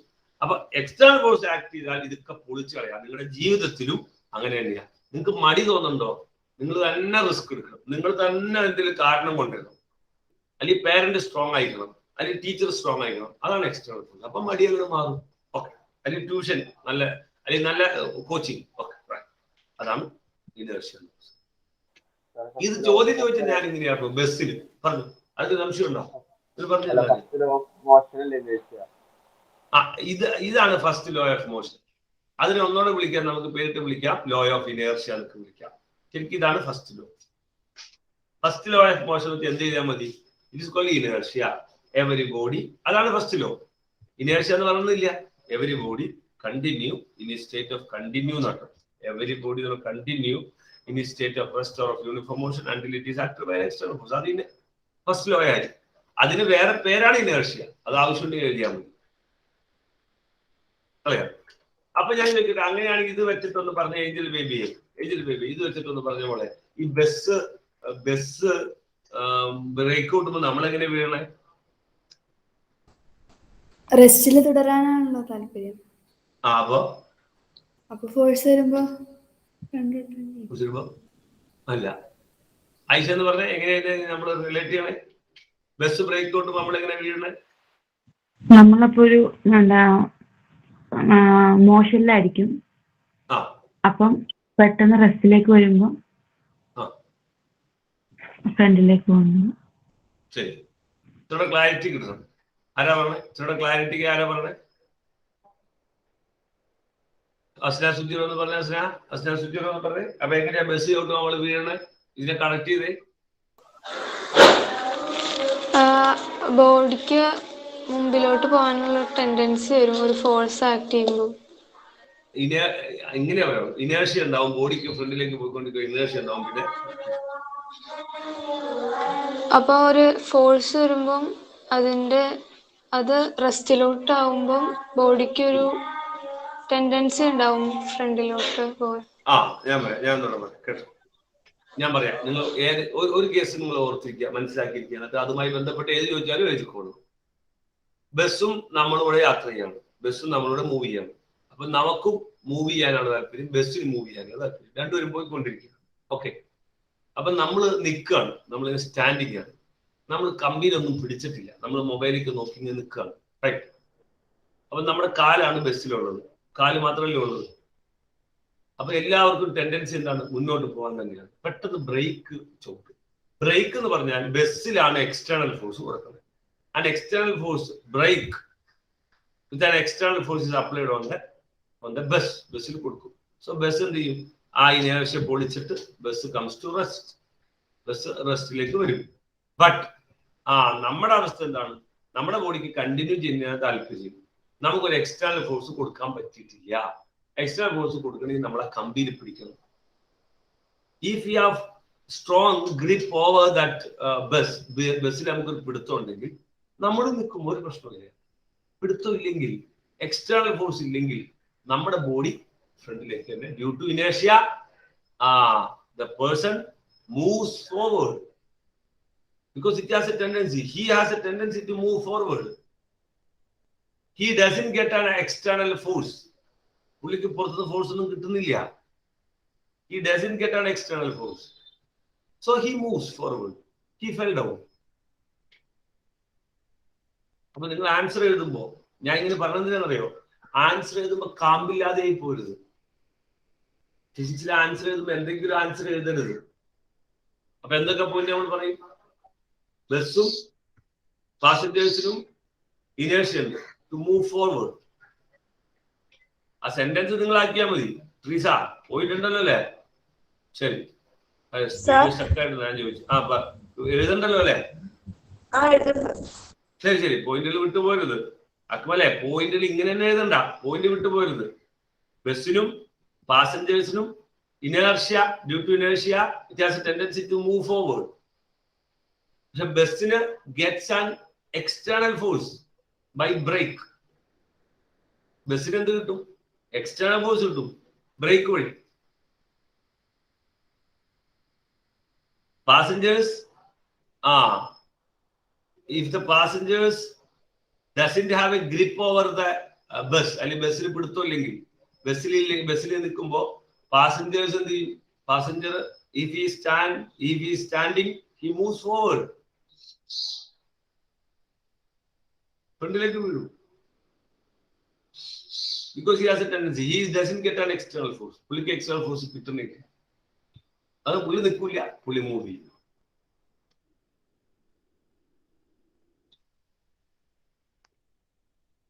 ഇതേപോലെ കുറെ സാധനങ്ങൾ കേട്ടോ, ഇതുമായി ബന്ധപ്പെട്ട കുറെ സാധനങ്ങൾ. ഓക്കെ,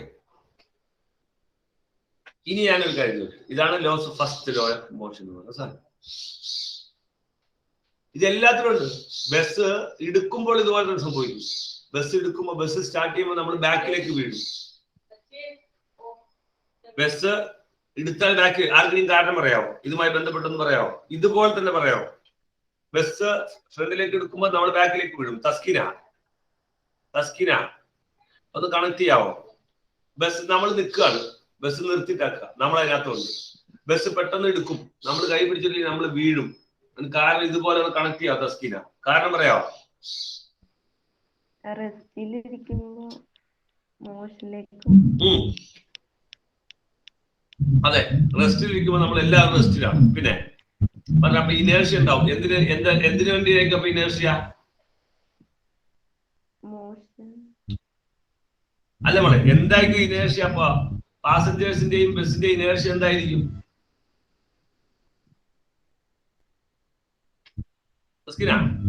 സൗണ്ട് ഓണാക്കി പറഞ്ഞേ, ഉറക്കെ പറഞ്ഞേ. എന്തായിരിക്കും അവന് ഇനേർഷ്യ? അപ്പൊ ബസ് അനങ്ങാതെ നിൽക്കുകയാണ്. അപ്പൊ എന്തായിരിക്കും ഇനേർഷ്യ?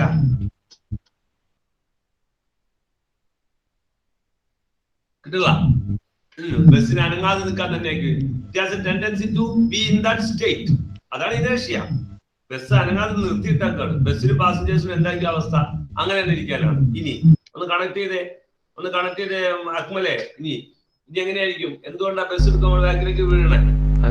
അപ്പൊ ആ സ്റ്റേറ്റ് ഓഫ് മോഷനിൽ നിന്ന് അവർക്ക് അനങ്ങാൻ താല്പര്യം ഉണ്ടാവില്ല. അപ്പൊ വേഗം ഫോഴ്സ് അപ്ലൈ ചെയ്യുമ്പോഴത്തേക്കും ബസ്സിലേക്ക് നമ്മൾ അങ്ങനെ പറഞ്ഞു, ബസ്സിലേക്ക് നമ്മൾ എക്സ്റ്റേണൽ ഫോഴ്സ് കൊടുക്കും. അങ്ങനെ bus move. But we will not get external force. If we don't have a strong grip over the bus, നമുക്ക് external force കിട്ടില്ല. അപ്പൊ our body will have a tendency to stay. അങ്ങനെ നിൽക്കാൻ, റെസ്റ്റിൽ നിൽക്കാൻ തന്നെയായിരിക്കും. Bus മുന്നോട്ടും നമ്മൾ റൈറ്റ് ഇങ്ങനെ കണക്ട് ചെയ്തു. അപ്പൊ ഇനേർഷ്യ ഓഫ്, അപ്പൊ അതിന് പല പല പേരിട്ട് വിളിക്കാറുണ്ട് കേട്ടോ പിള്ളേരെ. ബസ് മൂവ് ചെയ്തുകൊണ്ടിരിക്കുമ്പോ ഇനേർഷ്യ ഓഫ് മോഷൻ എന്ന് വിളിക്കും. ബസ്സിനകത്ത് നിൽക്കാന്ന് പറഞ്ഞില്ലേ, അത് ഇനേർഷ്യ ഓഫ് റെസ്റ്റ് എന്ന് പറയും. അനങ്ങാതെ നിൽക്കുമ്പോൾ ഉള്ളത് മോഷനിലുള്ള ഇനേർഷ്യ. കുറെ ഉണ്ട്, അങ്ങനെ കുറെ കാര്യങ്ങളുണ്ട്. ശരി, ഞാനൊരു കാര്യം ചോദിക്കട്ടെ നിങ്ങളോട്. ഒരാനയ്ക്കായിരിക്കോ നമുക്കായിരിക്കും ഇനേർഷ്യ കൂടുതൽ? ഒരാന ഓടുകയാണ്, നമ്മൾ ഓടുകയാണ്. ആനയ്ക്കായിരിക്കോ നമുക്കായിരിക്കോ ഇനേർഷ്യ കൂടുതൽ? ഒന്ന് പറഞ്ഞേ തോമസ് ജോബ്. ആനക്കായിരിക്കും. അതെന്താ കാരണം? അതിന്റെ ആ വലിപ്പൊക്കെ പെട്ടെന്ന് കൺട്രോൾ ചെയ്യാൻ പറ്റില്ല. ഞാൻ പറഞ്ഞത് കറക്റ്റ് ആണ്. അതായത് ഇങ്ങനെ ശരിക്കും അങ്ങനെ ഈ തടിയുള്ള ഓവർ തടിയുള്ള ആളുകൾ ഈ ഓട്ട മത്സരത്തിൽ പങ്കെടുത്താൽ നിങ്ങൾ കണ്ടിട്ടുണ്ടോ? ഓട്ട മത്സരത്തിൽ പങ്കെടുത്താൽ അവർക്ക് ചിലപ്പോൾ ഓടി അങ്ങോട്ട് വരുമ്പോൾ പിടുത്തം കിട്ടൂല. കാരണം ഇനേർഷ്യ എന്ന് പറഞ്ഞ സാധനം മാസുമായി ഭയങ്കര ബന്ധം. മാസ് ശരിക്ക് ഇനേർഷ്യയുമായി ഭയങ്കര ബന്ധം. ശരിക്കും ഇനേർഷ്യ എന്ന് പറഞ്ഞ ഒരു ക്വാണ്ടിറ്റി അല്ല, ഇനേർഷ്യ ഒരു സ്വഭാവമാണ് ഇനേർഷ്യ ഒരു സ്വഭാവമല്ല. Everybody continue. ക്വാണ്ടിറ്റി അല്ല, it is not a quantity, but mass is a quantity. Mass ഒരു ക്വാണ്ടിറ്റി. അപ്പൊ ഇനേർഷ്യയുടെ ക്വാണ്ടിറ്റി എപ്പോഴും മാസുമായിട്ട് റിലേറ്റ് ചെയ്യുന്നത്. ഇനി ഭാവിയിലേക്ക് നിങ്ങൾ പഠിക്കും, ശരിക്കും മനസ്സിലാക്കിക്കോ. ഇനേർഷ്യ എന്ന് പറയുമ്പോൾ ലെറ്റർ ഉപയോഗിക്കുന്നത് ഐ ഒന്നും അല്ല. ഇനേർഷ്യക്ക് ലെറ്റർ ശരിക്കും എം മാസ ഉപയോഗിക്കും. കുറച്ച് കഴിയുമ്പോൾ, ഇപ്പോഴല്ല. ഇനേർഷ്യക്ക് എന്തെങ്കിലും ലെറ്റർ ഉപയോഗിക്കേണ്ട വന്നാൽ നിങ്ങൾ അവിടെ എന്തായിരിക്കും ഉപയോഗിക്കുന്നത്? എം ഐക്ക് ഉപയോഗിക്കണം, മാസ്. അപ്പൊ തോമസ് പറഞ്ഞ പോലെ ഈ ഭയങ്കര മാസുള്ള ആൾക്ക് ഇനേർഷ്യ കൂടുതലായിരിക്കും, ആനയ്ക്കായിരിക്കും. അതുകൊണ്ട് നിങ്ങൾക്കറിയാം, ഈ ആന എത്തിക്കുമ്പോൾ ആന എന്തെങ്കിലും കാരണവശം കൊണ്ട് എത്തിച്ചാൽ എങ്ങനെ ഓടണം പഠിപ്പിച്ചാണ് ആർക്കെങ്കിലും അറിയാം? എങ്ങനെ ഓടണം പഠിപ്പിച്ചാണ്? എങ്ങനെയായിരുന്നു പറഞ്ഞേ? വളഞ്ഞു ഓടിക്കോളണം. വളഞ്ഞ് ഇങ്ങനെ ഓടിക്കോളണം. നേരെ ഓടരുത്. ആന ഭയങ്കര സ്പീഡിൽ വരും. ആന നമ്മൾ പ്രതീക്ഷിക്കും പോലെ. മാത്രമല്ല കയറ്റത്തേക്ക് ഓടരുത്. കയറ്റത്തേക്ക് ഓടാൻ നമുക്ക് ബുദ്ധിമുട്ടാണ്, പുള്ളി ഓടി വരും. ഇറക്കത്തേക്ക് ഓടണം. ഇറക്കത്തേക്ക് ഓടിയിട്ട് ഇങ്ങനെ ഇറക്കത്തേക്ക് ഓടുമ്പോൾ ഇങ്ങനെ വെട്ടി ഓടണം. അന്ന കാരണം ഈ ആനയ്ക്ക് കൺട്രോൾ കിട്ടൂല. അപ്പൊ നമ്മളിങ്ങനെ പെട്ടെന്ന് ഓർഡർ വഴി ഇങ്ങനെ വെട്ടിയ ആനയ്ക്ക് ആ ഇനേർഷ്യ ആന ഫ്രണ്ടിലേക്ക് തന്നെ പോകും. അപ്പൊ ഇറക്കത്തേക്ക് നല്ല സ്പീഡ് ഓടിയിട്ട് നമ്മൾ പെട്ടെന്ന് ചെരിഞ്ഞാൽ ആന പിടിച്ചാൽ കിട്ടൂല. അപ്പൊ നമ്മൾ പക്ഷെ അത് ഇനേർഷ്യയാണ്. അങ്ങനെ ആന വീഴും എന്നൊക്കെയാണ്. പക്ഷെ നമ്മളിപ്പോ ആന എത്തിക്കുമ്പോ ഇതൊന്നും ഓർക്കണമെന്നില്ല. ഇനേർഷ്യ ഓർത്തിട്ടില്ല നമ്മൾ ഓടണേ, അത് വേറെ കേസ്. ജീവിതത്തിൽ ആദ്യമായിരിക്കും ചിലപ്പോ ആന എത്തിക്കണേ. അപ്പൊ നമ്മൾ inertia of motion, inertia of direction ഒന്നും ഇല്ല. ഏതപ്പാ അത് വേറെ. ആനനെ കാണാൻ വേണ്ടി പോലും പിള്ളേർ ആനനെ കാണാൻ കാറ്റിൽ. ആനനെ കണ്ടാൽ പിന്നെ കളി പോവും. ആനനെങ്ങാനും കണ്ടാൽ പിന്നെ ആ പൂതിയിൽ ആനനെ കാണാനുള്ള, അതുവരെ ആനനെ കാണാനുള്ള പൂതി ഉണ്ടാവും. ആനനെ കണ്ടു എന്നുള്ള സത്യമാണ്. അതാണ് ആന എന്ന് പറയുന്ന സാധനം. ഞാൻ പറയുന്നുള്ള എൻ്റെ കൂടെ ഈ കാട്ടിലൊക്കെ പോകുമ്പോൾ, കാട്ടിൽ കൂടെ ഒക്കെ പോകുമ്പോൾ ആനനെ കാണുന്നില്ല. അങ്ങനെ കണ്ട പിന്നെ വിറയ്ക്കും. കാരണം ആനയുടെ കാട്ടിലെ ആന എന്ന് പറഞ്ഞാൽ നാട്ടാന പോലെയല്ലല്ലോ, പാപ്പാൻ കൺട്രോൾ ചെയ്യാനില്ലല്ലോ. അപ്പൊ ഓക്കെ. അപ്പൊ അതുകൊണ്ട് ഞാൻ പറഞ്ഞത് ഈ സംഭവം ഇതൊക്കെ ഇനേഷ്യമായി ബന്ധമുണ്ട്. ഇനേഷ്യ ഓഫ് മോഷൻ, മാസുമാണ് ശരിക്കും അതിനകത്ത് മെയിൻ റോള് കളിക്കുന്നത്. ഓക്കെ. അപ്പൊ ആ പോയിന്റ് അവിടെ നിൽക്കട്ടെ. ഞാൻ രണ്ടാമത്തിലേക്ക് കിടക്കുന്നതിന് മുമ്പ് വേറൊരാളെ പഠിപ്പിക്കുന്നത്. അയാളുടെ പേരാണ് മൊമെന്റം. ഐസക് ന്യൂട്ടന്റെ ലോയിലേക്ക് നമ്മൾ കൺട്രോൾ എത്തും. മൊമെന്റം എന്നുള്ള സാധനം. മൊമെന്റം എന്താണെന്ന് നിങ്ങൾ പഠിച്ചിട്ടുണ്ട്, പണ്ട് കേട്ടിട്ടുണ്ട് മൊമെന്റം. എന്തൊക്കെ അറിയാം മൊമെന്റത്തെ കുറിച്ച്? മൊമെന്റത്തെ കുറിച്ച് എന്തൊക്കെ അറിയാം? ആർക്കെങ്കിലും എന്തെങ്കിലും മൊമെന്റത്തെ കുറിച്ച് അറിയാമോ? ചെറിയ ക്ലാസ്സിൽ പഠിച്ചിട്ടുണ്ട്. ഹാൻഡ് റൈസ് ചെയ്യാൻ പറ്റും ഉദ്ദേശിക്കുന്നത്.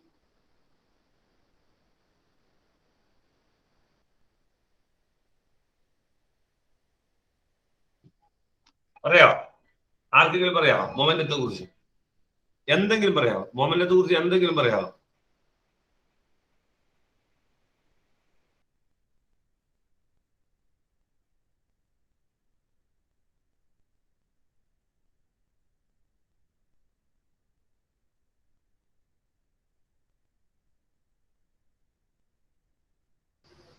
ഒന്ന് പറഞ്ഞ പോലെ എന്നെ കേൾക്കട്ടെ. എന്തെങ്കിലും പറയാമോ? സാർ മാസമായിട്ട് റിലേറ്റ് ചെയ്യാൻ തോന്നുന്നു. മാസമായ റിലേഷൻ ഉണ്ട്. പക്ഷെ മൊമെന്റ് തന്നെ ഞാൻ പറഞ്ഞ മൊമെന്റ് എന്ന് പറഞ്ഞാൽ ആഘാതം. ആഘാതം വെച്ചാൽ ഇവൻ ഉണ്ടാക്കുന്ന എഫക്ട്. ഇത് ഞാൻ ഫിസിക്സ് മനസ്സിലാൻ വേണ്ടി പറഞ്ഞ ക്വസ്റ്റ്യൻ ആൻസർ അല്ല. മൊമെന്റം എന്ന് പറഞ്ഞാൽ ഒരു സാധനത്തിന്റെ മൊമെന്റം എന്ന് പറഞ്ഞാൽ അവൻ വന്ന് നമ്മുടെ മേത്തിടിച്ചാൽ അവൻ ഉണ്ടാക്കുന്ന എഫക്റ്റ് ആണ് പറയുന്നത് മൊമെന്റം. പലർക്കും അറിയില്ല ആ മൊമെന്റം എന്താണ്. അത് നിങ്ങൾ അങ്ങനെ തന്നെ എഴുതുക. നമുക്കൊരു കല്ല് വന്ന് നമ്മുടെ മേത്തിടിക്കുമ്പോൾ, നമ്മുടെ മേത്ത് വന്നിരിക്കുമ്പോൾ ആ കല്ല് നമുക്ക് വേദന ഉണ്ടാക്കൂലേ? അതാണ് മൊമെന്റം. എന്നാൽ ഒരു സ്പോഞ്ച് ബോൾ വന്ന് ഇടിച്ചാലോ നമുക്ക് അത്ര എഫക്റ്റ് ഇല്ല. അപ്പൊ അവന് മൊമെന്റം കുറവാണ്. ആഘാതം എന്നാണ് മലയാളം. ആഘാതം, ആഫ്റ്റർ എഫക്ട്. വന്ന് ഇടിച്ചാലുണ്ടാവുന്ന എഫക്ട്. ഒരു വെടിയുണ്ട ആണെങ്കിലോ ഭയങ്കര മൊമെന്റ് ആണ്. തുളഞ്ഞങ്ങൾ കയറി പോകും. പ്രഷറൊന്നുമില്ല, ഇത് ഡിഫറൻസ് ആണ്. അവനുണ്ടാക്കുന്ന റിസൾട്ട്. ഒരു പാറക്കല്ല് കൂടി ഉരുണ്ട് വരുവാണെങ്കിലോ അത് നമ്മുടെ മേത്തൊന്ന് ഇടിച്ചാൽ അത് ഭയങ്കര മൊമെന്റ് ആണ്. റൈറ്റ്? മൊമെന്റം എന്ന് പറഞ്ഞാൽ വന്ന് ഒരു സ്ഥലത്ത് വന്ന് ചാടിക്കഴിയുമ്പോൾ അവനുണ്ടാക്കുന്ന എഫക്റ്റ് ആണ് മൊമെന്റം. അത് നിങ്ങളുടെ ഭാഷയിൽ എഴുതിക്കോ. ഇക്വേഷനും പഠിക്കാനുള്ള സാധനമൊക്കെ ഞാൻ വേറെ തന്നോളാം. ഇത് നമ്മൾക്കൊരു ഭാഷ ഉണ്ടല്ലോ, അതാണ് ഞാൻ എഴുതാൻ പറഞ്ഞത്. ഞാൻ മനസ്സിലാക്കിയ സാധനം നിങ്ങൾക്ക് പറഞ്ഞു തരൂലേ, അതാണ് നിങ്ങൾ നോട്ടിൽ എഴുതണ്ടേ. അല്ലെങ്കിൽ എന്റെ ക്ലാസ്സിൽ വന്നിരുത്തല്ലേ പ്രിന്റഡ് നോട്ട് പഠിക്കാൻ പറ്റില്ല. പ്രിന്റഡ് നോട്ട് പഠിക്കാനല്ല നമ്മൾ മനസ്സിലാക്കണം. നമ്മൾ എന്താ ഈ സാധനം എന്ന് മനസ്സിലാക്കണ്ടേ ആദ്യം നമ്മുടെ ഭാഷയിൽ. ക്ലിയർ? ചോദിച്ചോ, ശ്രീസ ചോദിച്ചോ, പറഞ്ഞോ. സാർ ആ മൊമെന്റത്തിന്റെ മലയാളം സാർ ഇപ്പൊ പറഞ്ഞില്ലായിരുന്നോ? ആഘാതം. ആഘാതം, ആഘാതം. ഈ ആഘാതം എന്നല്ലേ, ഭയങ്കര ആഘാതമേറ്റു, അവന്റെ വാക്കുകൾ എന്നിൽ ആഘാതം ഏൽപ്പിച്ചു എന്നൊക്കെ പറയില്ലേ മലയാളത്തില്. അതായത് വന്ന് തുളച്ചു കയറി. ചില ആൾക്കാർ വഴക്ക് പറയാൻ നമുക്ക് ഭയങ്കര മൊമെന്റ് ആയിരിക്കും. പേരൻസ് ചില സമയത്ത് പറഞ്ഞോ ദുൽഫുക്കർ? എങ്ങനെ? അല്ല, ലോയിലേക്ക് ഞാൻ വരിക. ലോയിലേക്ക് വരുന്നതിനും എനിക്ക് കുറച്ച് കാര്യങ്ങൾ നിങ്ങളെ പഠിപ്പിക്കാനുണ്ട്. എന്നിട്ട് ഞാൻ ലോയിലേക്ക് വരുന്നത്. അപ്പൊ മൊമെന്റ് എന്താണ്? എമിൻ, മനസ്സിൽ തോന്നണൊക്കെ ചോദിച്ചോളുടെ. എമിനെ, മനസ്സിൽ തോന്നണ വിട്ടേക്കരുത് കേട്ടാ. ശരി, ഓക്കെ. അപ്പൊ മൊമെന്റം അതാണ്. ഇനി എന്താ ഞാൻ പറയാം. ഞാൻ ചോദിച്ചിട്ടുള്ളൂ, രണ്ട് കല്ല്, നമ്മുടെ കയ്യിൽ രണ്ട് കല്ലുണ്ട് കേട്ടോ. എ ഉണ്ട്, ബി ഉണ്ട്. നമ്മളെ മേത്ത് വന്ന് ഇടിക്കുകയാണ്. എയും ബിയും നമ്മുടെ മേത്ത് വന്ന് ഇടിക്കുക. രണ്ടുപേരും 1 കിലോഗ്രാമാണ്. രണ്ടുപേരും 1 കിലോഗ്രാമുള്ള കല്ലാണ്. ഇവൻ വന്നത് 10 മീറ്റർ പെർ സെക്കൻഡില്ല, ഇവൻ വന്നത് 100 മീറ്റർ പെർ സെക്കൻഡില്ല. ഈ രണ്ട് കല്ലും നമ്മുടെ മേത്ത് വന്ന് ഇടിച്ചു. എയും ഇടിച്ചു, ബിയും ഇടിച്ചു.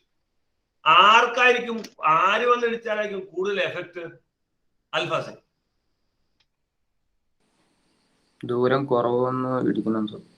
രണ്ടും ഒരേ ദൂരം പോലെ. രണ്ട് ദൂരത്തിലല്ല പ്രാധാന്യം. നോക്കിയാ നീ, രണ്ടുപേരും 1 കിലോ, രണ്ടുപേരും 1 കിലോ. ഒരാൾ 10 മീറ്റർ പെർ സെക്കൻഡ്, ഒരാൾ 100 മീറ്റർ പെർ സെക്കൻഡ് വന്ന് ഇടിക്കണം. ദൂരത്തിന് ഞാൻ പറഞ്ഞിട്ടില്ല. ആർക്കായിരിക്കും കൂടുതൽ എഫക്ട് വന്ന് ഇടിച്ചത്? എയോ ബിയോ?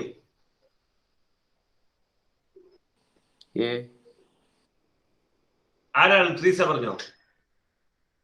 ബി. ബി ആയിരിക്കും. കാരണം എന്താ ട്രീസ? കാരണം ഇപ്പൊ നമ്മള് ഇപ്പൊ കല്ലിങ്ങനെ ഒരേ ദൂരത്തുനിന്ന് എറിയുകയാണെങ്കിൽ ഒരു കല്ല് വേഗം എറിയുകയാണെങ്കിൽ അതിന് എഫക്ട് കൂടും. ഒരു കല്ല് പയ്യെ എറിയുകയാണെങ്കിൽ അത് തന്നെ. ദൂരത്തെക്കാൾ ഉപരി രണ്ടുപേർക്കും ഒരേ വെയിറ്റ് ആണ്, ഒരേ മാസ് ആണ്. വെയിറ്റ് എന്ന് പറയാൻ പറ്റില്ല, മാസ് ആണ്. ഇയാളുടെ സ്പീഡ് കുറവാണ്, ഇയാൾക്ക് ഭയങ്കര സ്പീഡിൽ വന്ന ആൾക്ക് ഉറപ്പല്ലേ? ഭയങ്കര സ്പീഡിൽ വന്ന ഒരു കല്ല് പയ്യെറിയും പോലെയാണോ സ്പീഡിൽ എറിഞ്ഞ? സ്പീഡിൽ എറിഞ്ഞ് വന്ന് ഇടിച്ചാൽ ആഘാതം കൂടും. അപ്പൊ വെലോസിറ്റി കൂടിയാൽ മൊമെന്റം കൂടും. അത് പറയാനാ. ഓക്കെ, ഇത് ബോധം ഉണ്ടാകുന്ന വെലോസിറ്റി കൂടിയാൽ മൊമെന്റം കൂടും, ആഘാതം. അടുത്തത് എ എന്ന് പറഞ്ഞ കല്ല്, ബി എന്ന് പറഞ്ഞ കല്ല്. ഇതൊന്നും വരയ്ക്കണം നിർബന്ധമില്ല, പക്ഷെ നിങ്ങൾ ഐഡിയ കിട്ടണം നിങ്ങൾക്ക്. ഇതൊന്നും വരയ്ക്കാൻ വേണ്ടി പറയണില്ല. ചില കുട്ടികൾ ഇതൊക്കെ വരച്ചു വയ്ക്കും. ഞാൻ ആളെ വരച്ചാൽ നിങ്ങളും ആളെ വരയ്ക്കും, അങ്ങനെയൊന്നും വേണ്ട. ഓക്കെ, എയും ബി. ഇയാൾ 1 കിലോഗ്രാം, ഇയാൾ 10 കിലോഗ്രാം എറിയാണ്. ഇയാൾ 10 മീറ്റർ പെർ സെക്കൻഡിൽ എറിഞ്ഞു, ഇയാളും 10 മീറ്റർ പെർ സെക്കൻഡിൽ എറിഞ്ഞു. കല്ല് രണ്ട് നമ്മുടെ മേത്ത് വന്ന് ഇടിച്ചു. എയ്ക്കാണോ ബിക്കാണോ എഫക്ട് കൂടുതൽ? അമാൻ പി പറഞ്ഞേ. അർഷദിക്കാണ് ചാടി കൈ പൊക്കണുള്ളൂ. ഇത് എല്ലാവർക്കും ആൻസർ പറയാവുന്നതാണ്. അർഷദ് ലൈവാണെന്നാണ് അതിന്റെ അർത്ഥം. He's responding, right? പറഞ്ഞോ. ബി. അതിനാ കാരണം അത് വെയിറ്റ് കൂടുതലാ കല്ലിന്റെ. കല്ലിന് വെയിറ്റ് ആണോ മാസ് ആണോ? എന്ത് കൂടുതലാ? മാസ് എന്ന് പറയാമോ? മാസ് കൂടുതലാ. രണ്ടുപേർക്കും ഒരേ വെലോസിറ്റിയാ, പക്ഷെ മാസ് കൂടുതൽ ആർക്ക്? ബിക്ക്. അപ്പൊ മാസ് കനം കൂടിയ കല്ല് വന്ന് ഇടിച്ചാൽ ഭയങ്കര എഫക്റ്റ് അല്ലേ? അപ്പൊ മാസ് കൂടുമ്പോ എന്ത് കൂടും? മൊമെന്റം കൂടും. അപ്പൊ മൊമെന്റം വെലോസിറ്റി എന്ന് പറയുന്നത് വി കൂടിയാൽ കൂടും, എം കൂടിയാൽ കൂടും. മൊമെന്റത്തിന്റെ ലെറ്റർ ആർക്കെങ്കിലും പറയാമോ? മൊമെന്റത്തിന്റെ ലെറ്റർ ആർക്കെങ്കിലും പറയാമോ? പറ ഐഷ, ചാടി പറയല്ല ഐഷ, പറ മൊമെന്റത്തിന്റെ ലെറ്റർ. പി. ബ്രില്യന്റ്. ആമിനെയാണ് പണ്ട് ഇതൊക്കെ പറഞ്ഞത്. ആമിന പറഞ്ഞത് ചാടി ഐഷ പറഞ്ഞു. മൊമെന്റം ലെറ്റർ പി ആണ്. P. Small letter P, capital letter P പ്രശ്നമൊന്നുമില്ല. സ്മോൾ ലെറ്റർ പി വേണം നിർബന്ധമില്ല, ക്യാപിറ്റൽ ലെറ്റർ പി ഉപയോഗിക്കണം, രണ്ടും കുഴപ്പമൊന്നുമില്ല. അപ്പൊ മൊമെന്റം എത്ര ആൾക്കാരെ ഡിപ്പെൻഡ് ചെയ്യുന്നുണ്ട്? ഒന്ന് പറഞ്ഞേ മറ്റേ മൈൻഡ് ലിയസെ. ചുരുക്കത്തിൽ ഞാൻ 2 എക്സാമ്പിൾ പറഞ്ഞു. മൊമെന്റം എത്ര പേരെ ഡിപ്പെൻഡ് ചെയ്യുന്നുണ്ട്? 2 പേരെ. ആരൊക്കെയാ? വെലോസിറ്റി മാസും വെലോസിറ്റിയും. അതുകൊണ്ടാണ് എന്റെ ഫോമിൽ എന്ത് വന്നത്? P = mv എന്ന് വന്നത്. ഞാനിങ്ങനെ പഠിപ്പിച്ചതിന്റെ അർത്ഥം ഇപ്പൊ നിങ്ങൾക്ക് മനസ്സിലായിട്ടുണ്ടാവും.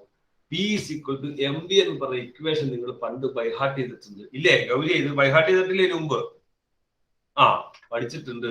P = mv. പക്ഷെ ഈ ബോധം ഉണ്ടായില്ലെങ്കിൽ മറന്നുപോകും. ഇനി മറന്നു പോവാതിരിക്കാൻ ഒരു വഴിയാണ് ഞാനിപ്പോ പറഞ്ഞത്. സംശയം വരുമ്പോ അപ്പൊ ആലോചിച്ചോളൂ, മൊമെന്റ് ആരൊക്കെയായിട്ടാണ് നമ്മൾ അങ്ങനെ ആലോചിക്കുമ്പോൾ കിട്ടും, ഓ അത് mv ആണ്. അല്ലെങ്കിൽ ഓർമ്മയുടെ ഒരു ഇത്രയും മറന്നു അപ്പടി മറന്നു പോകും. അങ്ങനെയാണല്ലോ. Okay, P = mv. ഞാൻ എക്സാമ്പിൾ പറഞ്ഞുതരാം. ഈ ഒരു കാര്യം ഞാൻ പറഞ്ഞുതരാം. ഈ കാണാതെ പഠിക്കലും കേട്ട് മനസ്സിലാക്കി പഠിക്കലും നമ്മൾ വ്യത്യാസം അറിയാമോ? ഈ ഖുർആൻ അറബി ഉണ്ടല്ലോ, അറബി അല്ലെങ്കിൽ നിങ്ങളിപ്പോ ഏതെങ്കിലും ആയിക്കോട്ടെ, സംസ്കൃതം ആയിക്കോട്ടെ, നമുക്ക് പരിചയമില്ലാത്തൊരു ഭാഷ, ജർമ്മൻ ആയിക്കോട്ടെ. അറബിയിൽ എനിക്ക് എപ്പോഴും ഉണ്ടാവുന്ന ഈ അറബിയിൽ ഖുർആനിൽ വരുന്ന ഇതുണ്ടല്ലോ, ഖുർആനിൽ ഓരോ പാർട്ടുകളുണ്ട്, അറിയില്ലാത്തവർക്ക് വേണ്ടിയാ പറഞ്ഞു. അപ്പൊ ഇത് നമ്മൾ ബൈഹാർട്ട് ചെയ്യും. ഇങ്ങനെ നമസ്കാരത്തിൽ ഓതാനുള്ള സാധനത്തിൽ നമ്മൾ ബൈഹാർട്ട് ചെയ്യും. ഈ ഓതുമ്പോണ്ടല്ലോ ചിലപ്പോ ഫുള്ള് തെറ്റിപ്പോവും. നമ്മൾ ലീഡറായിട്ട് നിന്നുകൊണ്ട് ഉറക്കം ഓതുമ്പോൾ തെറ്റിപ്പോവും. ഇതിന്റെ അർത്ഥം അറിയില്ലാത്തതുകൊണ്ട് നമുക്കിത് കണക്ട് ചെയ്തെടുക്കാൻ പറ്റില്ല. പക്ഷെ അർത്ഥം അറിയാവുന്നവര് തെറ്റിപ്പോയാലും എന്ത് ചെയ്യുന്നറിയോ? അവര് ഓർത്തിട്ട് ഇത് എവിടെയാ പറയണേ, ഇത് എന്തിനെ കുറിച്ചാ പറയണേ, ഇത് നബിയെ കുറിച്ചാണോ പറയണേ എന്നൊക്കെ ഓർത്തിട്ട് കണക്ട് ചെയ്തെടുക്കും. ചുമ്മാ ബൈഹാർട്ട് ചെയ്യണവൻ പൂർണ്ണമായിട്ടും മറന്നു പോകും. അപ്പൊ അങ്ങനെ പ്രശ്നം എല്ലാത്തിലും ഉണ്ട്. ഫിസിക്സിലും നിങ്ങൾ പഠിക്കണ്ടേ? P = mv എല്ലാവരും ബൈഹാർട്ട് ചെയ്യണം. പക്ഷെ അതിന്റെ കൂടെ ഒരു ബോധം കൂടെ ഉണ്ടാവണം. P ആരാണ്, M ആരാണ്. അപ്പൊ എപ്പോഴെങ്കിലും mv² തെറ്റിപ്പോയാൽ തിരിച്ചെടുക്കാൻ പറ്റും. അങ്ങനെ ഉണ്ടോ? വെലോസിറ്റി അങ്ങനെ കണക്ട് ചെയ്യാൻ പറ്റും, റൈറ്റ്? അതാണ് ഇതിന്. ഓക്കെ, അപ്പൊ P = mv. സാറേ, പറഞ്ഞു. ആ മാസിന്റെ കേസില് എക്ക് വെലോസിറ്റി കൂടിയാലോ? വെലോസിറ്റി കൂടിയാ അത് ഞാനിത് എന്തിനാണ് അങ്ങനെ കണക്ട് ചെയ്യാറുണ്ട്? അത് നിങ്ങൾക്ക് മറ്റേ വരുമ്പോ കൺഫ്യൂഷൻ ആയി പോകില്ലേ? അത് ഒരെണ്ണം അനക്കാതെ നിർത്തിക്കൊണ്ട് മറ്റേതിന്റെ റോളാ പറഞ്ഞത്. തീർച്ചയായിട്ടും വെലോസിറ്റി കൂടിയാലേ കൂടും, സംശയമില്ല. അത് ഞാൻ അങ്ങനെ ഒരു അഡ്ജസ്റ്റ്മെന്റ് പറഞ്ഞു എന്നുള്ളൂ. ഒരാളെ നിർത്തിയാലേ മറ്റൊരാൾ മനസ്സിലാവുള്ളൂ, അല്ലെങ്കിൽ കമ്പയർ ചെയ്യാൻ പറ്റുള്ളൂ. അപ്പൊ രണ്ടുപേർക്ക് റോൾ ഉണ്ട്. മൊമെന്റ് കൂടണമെങ്കിൽ അപ്പൊ നിങ്ങൾക്ക് രണ്ടുപേരെ കൂട്ടാം. വേണമെങ്കിൽ മാസ് കൂട്ടിയാൽ മൊമെന്റ് കൂടും, വെലോസിറ്റി കൂട്ടിയാലും മൊമെന്റം കൂടും. Okay okay. അപ്പൊ മൊമെന്റത്തിന്റെ ലെറ്റർ പി ആണ്, എം വി ആണ്. ഇക്വേഷൻ പഠിച്ചല്ലോ. ഇനി ഞാൻ ചോദിക്കട്ടെ, ആർക്കെങ്കിലും പറയാമോ ഇതിന്റെ എസ് ഐ യൂണിറ്റ് എന്താണ്? ആർക്കെങ്കിലും പറയാൻ പറ്റണം, ഉണ്ടാക്കിയെടുക്കാൻ പറ്റണം. ഐഷ റെഡിയാണ്, എനിക്ക് ബാക്കിയുള്ളവരോട് കിട്ടണം. അനന്തു റെഡിയാണ്, അനന്തു രാജ റെഡിയാണ്, ദുൽഫുഖർ റെഡിയാണ്, ആമിന റെഡിയാണ്, എമിൻ റെഡിയാണ്. എമിൻ ഇങ്ങനെ മതി കേട്ടോ, ഇങ്ങനെയാട്ടോ നമ്മുടെ ഹാൻഡ് റൈസിങ് ഇങ്ങനെ പിടിച്ച്. ആ എനിക്ക് വീഡിയോയിൽ കാണണം, നിങ്ങൾ ഈ മൊബൈലിൽ തൊടാതിരിക്കാൻ വേണ്ടിയാണ്. ഓക്കെ, മായൻ റെഡിയാണ്. നമുക്കൊന്ന് പറഞ്ഞു നോക്കാം. എമിനെ എങ്ങനെയാ ഉണ്ടാക്കണേ? എങ്ങനെയാ എസ് യൂണിറ്റ്? Kilogram per. പറഞ്ഞോ, ധൈര്യമായിട്ട്. എമിന് ധൈര്യമായിട്ട് പറയാം. കിലോഗ്രാം. ഓക്കെ, കുഴപ്പമില്ല, നോ പ്രോബ്ലം. ദുൽഫുഖർ എന്ന് പറഞ്ഞേ.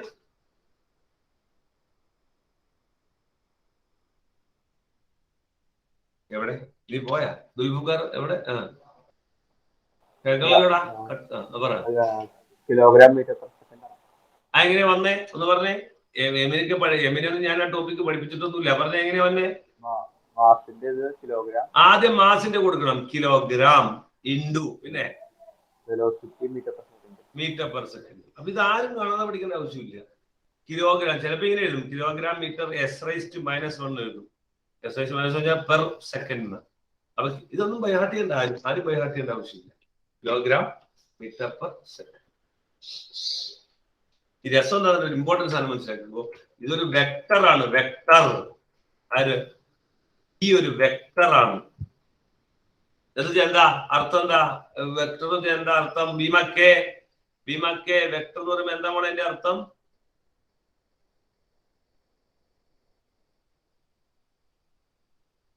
ഹലോ ഭീമക്കെ ആവണില്ല. ശരി ആവണില്ല, ഇങ്ങനെ കാണിച്ചാ മതി. ആവണില്ല സാറേ, ഇങ്ങനെ കാണിച്ചാ മതി സാറേ. ആവണില്ല, കാണിച്ചാ മതി. ഓക്കെ, ആസ്നാ നജീബ് പറഞ്ഞേ. പറഞ്ഞ ആൻസർ കൃത്യമാണ്. ഡയറക്ഷന് പ്രാധാന്യമുണ്ട്. ഡയറക്ഷന് പ്രാധാന്യമുണ്ട്. അപ്പൊ മൊമെന്റം എന്ന് പറഞ്ഞ ആൾക്ക് ഡയറക്ഷൻ ഉണ്ട്, ഡയറക്ഷൻ പ്രാധാന്യമുണ്ട്. ഇയാളുടെ ഡയറക്ഷൻ ഏതാണെന്ന് ഞങ്ങൾ പറഞ്ഞുണ്ടാക്കാം. പണ്ടത്തെ പോലെ ഇല്ല, നമ്മുടെ ഇപ്പൊ സ്റ്റാൻഡേർഡ് ആയില്ലേ. ഭീമ പറഞ്ഞ ആൻസർക്ക് കറക്റ്റ് ആട്ടോ. ഭീമ 10ാം ക്ലാസ്സിനേക്കാൾ സ്ട്രോങ് ആയിട്ട് ആൻസർ പറഞ്ഞത് കറക്റ്റ് ആട്ടോ ആക്കി. അപ്പൊ വി എന്താണ്? വിയുടെ ഡയറക്ഷൻ എങ്ങോട്ടാണോ വെലോസിറ്റി, അങ്ങോട്ട് തന്നെയാണ് മൊമെന്റത്തിന്റെയും വെലോസിറ്റി. ഒരു ബോഡിക്ക് വെലോസിറ്റി ഉണ്ടാവുമല്ലോ ഫ്രണ്ടിലേക്ക്, അങ്ങോട്ടേക്ക് മൊമെന്റത്തിന്റെയും ഡയറക്ഷൻ. അപ്പൊ വെലോസിറ്റിയുടെ ഡയറക്ഷൻ തന്നെയാണ് മൊമെന്റത്തിന്റെ. പ്രത്യേക ഒരു ഡയറക്ഷൻ ഒന്നുമില്ല. ഓക്കെ, അപ്പൊ പറഞ്ഞോളൂ കേട്ടോ. ഓക്കെ, പറഞ്ഞോ. Kilogram metre per second square ആണ്. സ്ക്വയർ ഇല്ല, മീറ്റർ പെർ സെക്കൻഡ് ഉണ്ടാവും. കാരണം വെലോസിറ്റിയുടെ ആരാണ്? മീറ്റർ പെർ സെക്കൻഡ് ആണ്. അപ്പൊ അത് തന്നെ കേട്ടോ, സ്ക്വയർ ഇല്ല. വേറെ സാധനം ഉണ്ട് അങ്ങനെ. അപ്പൊ ഞാൻ പറഞ്ഞു ഇന്നലെ ചിലപ്പോ പറയോ.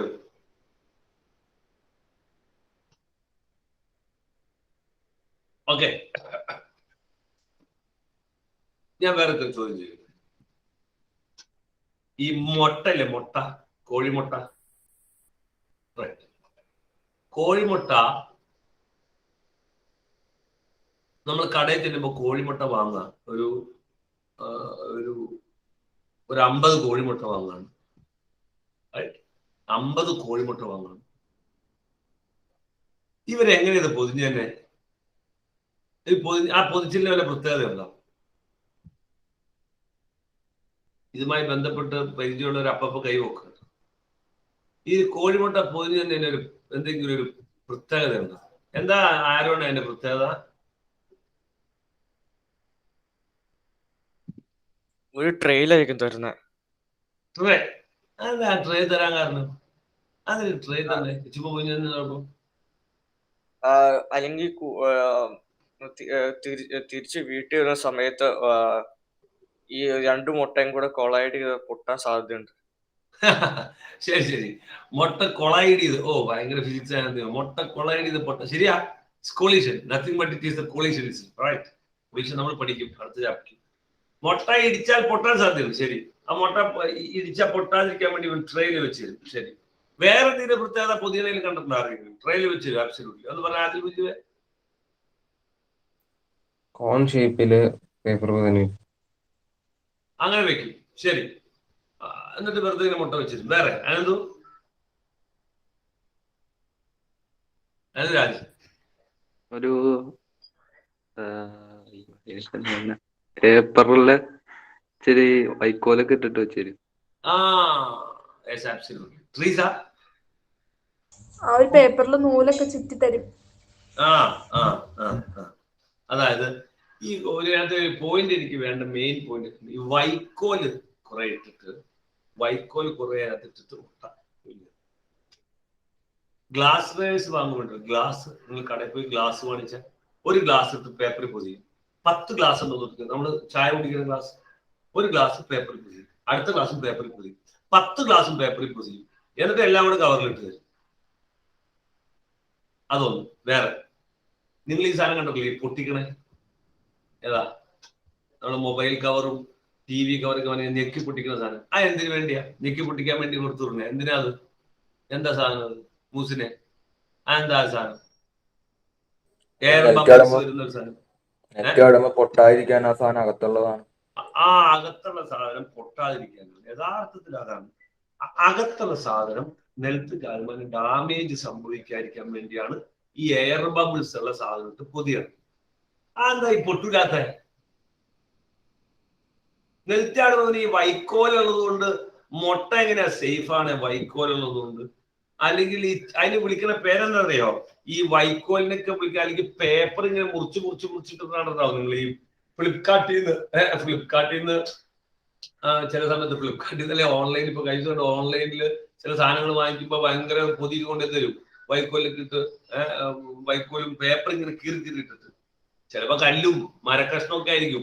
എന്നാലും അങ്ങനെ ഒരു പാക്ക് ചെയ്ത് വിടുള്ളൂ. അപ്പൊ അതിന് വിളിച്ച ചൈന വെയേഴ്സ് എന്നാണ്. ചൈന വെയേഴ്സ് എന്നാ പറഞ്ഞത്. അത് കാര്യം ആദ്യമേ ഇങ്ങനെ പാക്ക് ചെയ്ത് ചൈനയിൽ നിന്ന് വരുന്നോണ്ടാണ് അങ്ങനെ പറഞ്ഞുകൊണ്ടിരുന്നത്. പൊതിഞ്ഞു വിടും ഇങ്ങനത്തെ സാധനങ്ങൾ ഇട്ട്. എന്താണ് അതിന്റെ പ്രത്യേകത? എന്താണ് അതിട്ടാണ് ഗുണം? ശരിയാണ്, അതിന് ഡാമേജ് കുറവാണ്. What is the physics behind it? What is the science behind it? What is the science behind it?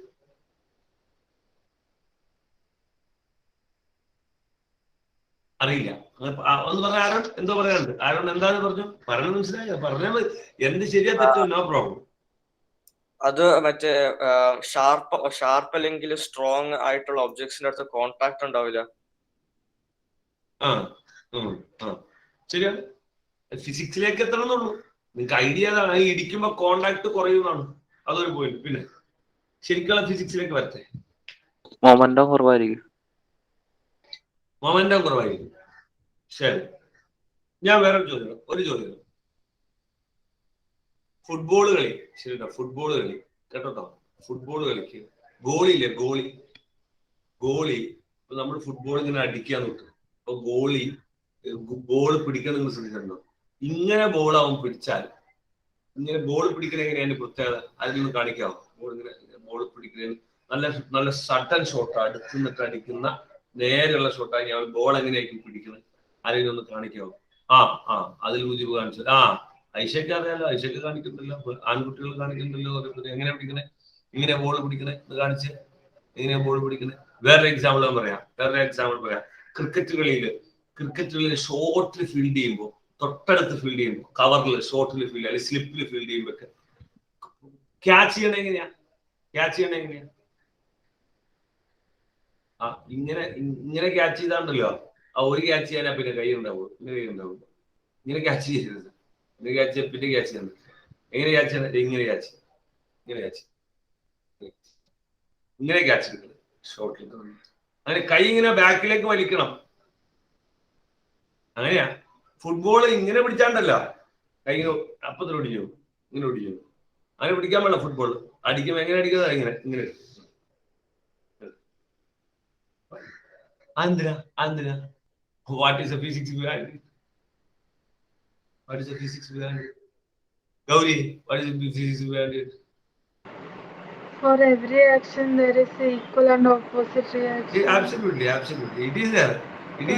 അതുണ്ട് അതെനിക്ക് മനസ്സിലായി. അടുത്തിലേക്ക് വരും. പക്ഷെ എന്താണ് ഇങ്ങനെ ബാക്കിലേക്ക് വലിക്കുന്നത് കൊണ്ട് what is advantage we are getting? അതിൽ ബുദ്ധി അതിന്റെ ഫോഴ്സ് കുറയും. ശരി. മൂസിൻ ഇനേർഷ്യാണോ സാർ? ഇനേർഷ്യാണ്. ഞാൻ പറഞ്ഞുതരാം കേട്ടോ. അതാണ് ഞാൻ നമുക്ക് പഠിപ്പിക്കുകയാണ്. അപ്പൊ ഈ ചോദ്യങ്ങളുമായിട്ട് എന്ത് ചോദ്യം ചോദിച്ചാലും ഇതുമായി ബന്ധപ്പെട്ട് എന്ത് ചോദ്യം ചോദിച്ചാലും ഇപ്പൊ ചോദ്യങ്ങളെല്ലാം നിങ്ങൾക്ക് മനസ്സിലായില്ലേ? അപ്പൊ നിങ്ങൾ ആ ചോദ്യങ്ങളൊക്കെ ഒന്ന് ചുമ്മാ എന്ത് ചെയ്യാം, നിങ്ങൾ കുറിച്ച് വെക്കണം. കഥ കേട്ടപ്പോയ എത്തൂല. നാളെ ചോദിക്കുമ്പോൾ നിങ്ങൾക്ക് പറയാനും പറ്റില്ല. കഥ കേൾക്കണ്ട, ശരി മനസ്സിലായി, അത് നിങ്ങൾക്ക് താല്പര്യമുള്ള ഫീൽഡ് പലതും കേട്ടിട്ടുണ്ട്. കുറിച്ച് വെക്കാതെ ഇതൊന്നും നടക്കൂല. അതുകൊണ്ട് വേറെ ഒരു ഗുണമില്ല കേട്ട് പോകുന്നത്. അപ്പൊ നിങ്ങൾ അടുത്ത് പോയിന്റ് കൊടുക്കുക. മുട്ട കവറിങ്ങിന്റെ ചൈന വെയേഴ്സ്, അത് കണ്ട വാക്കൊക്കെ കണ്ട ഇനി പരീക്ഷയ്ക്ക് നോക്കുക എങ്ങനെയാണ്? ക്രിക്കറ്റർ, ഫുട്ബോൾ ഗോളി, ഇങ്ങനെ എഴുതി വെക്കുക. എല്ലാത്തിനും കൂടെ ആൻസറാണ് ഞാൻ പറയാൻ പോകുന്നത്.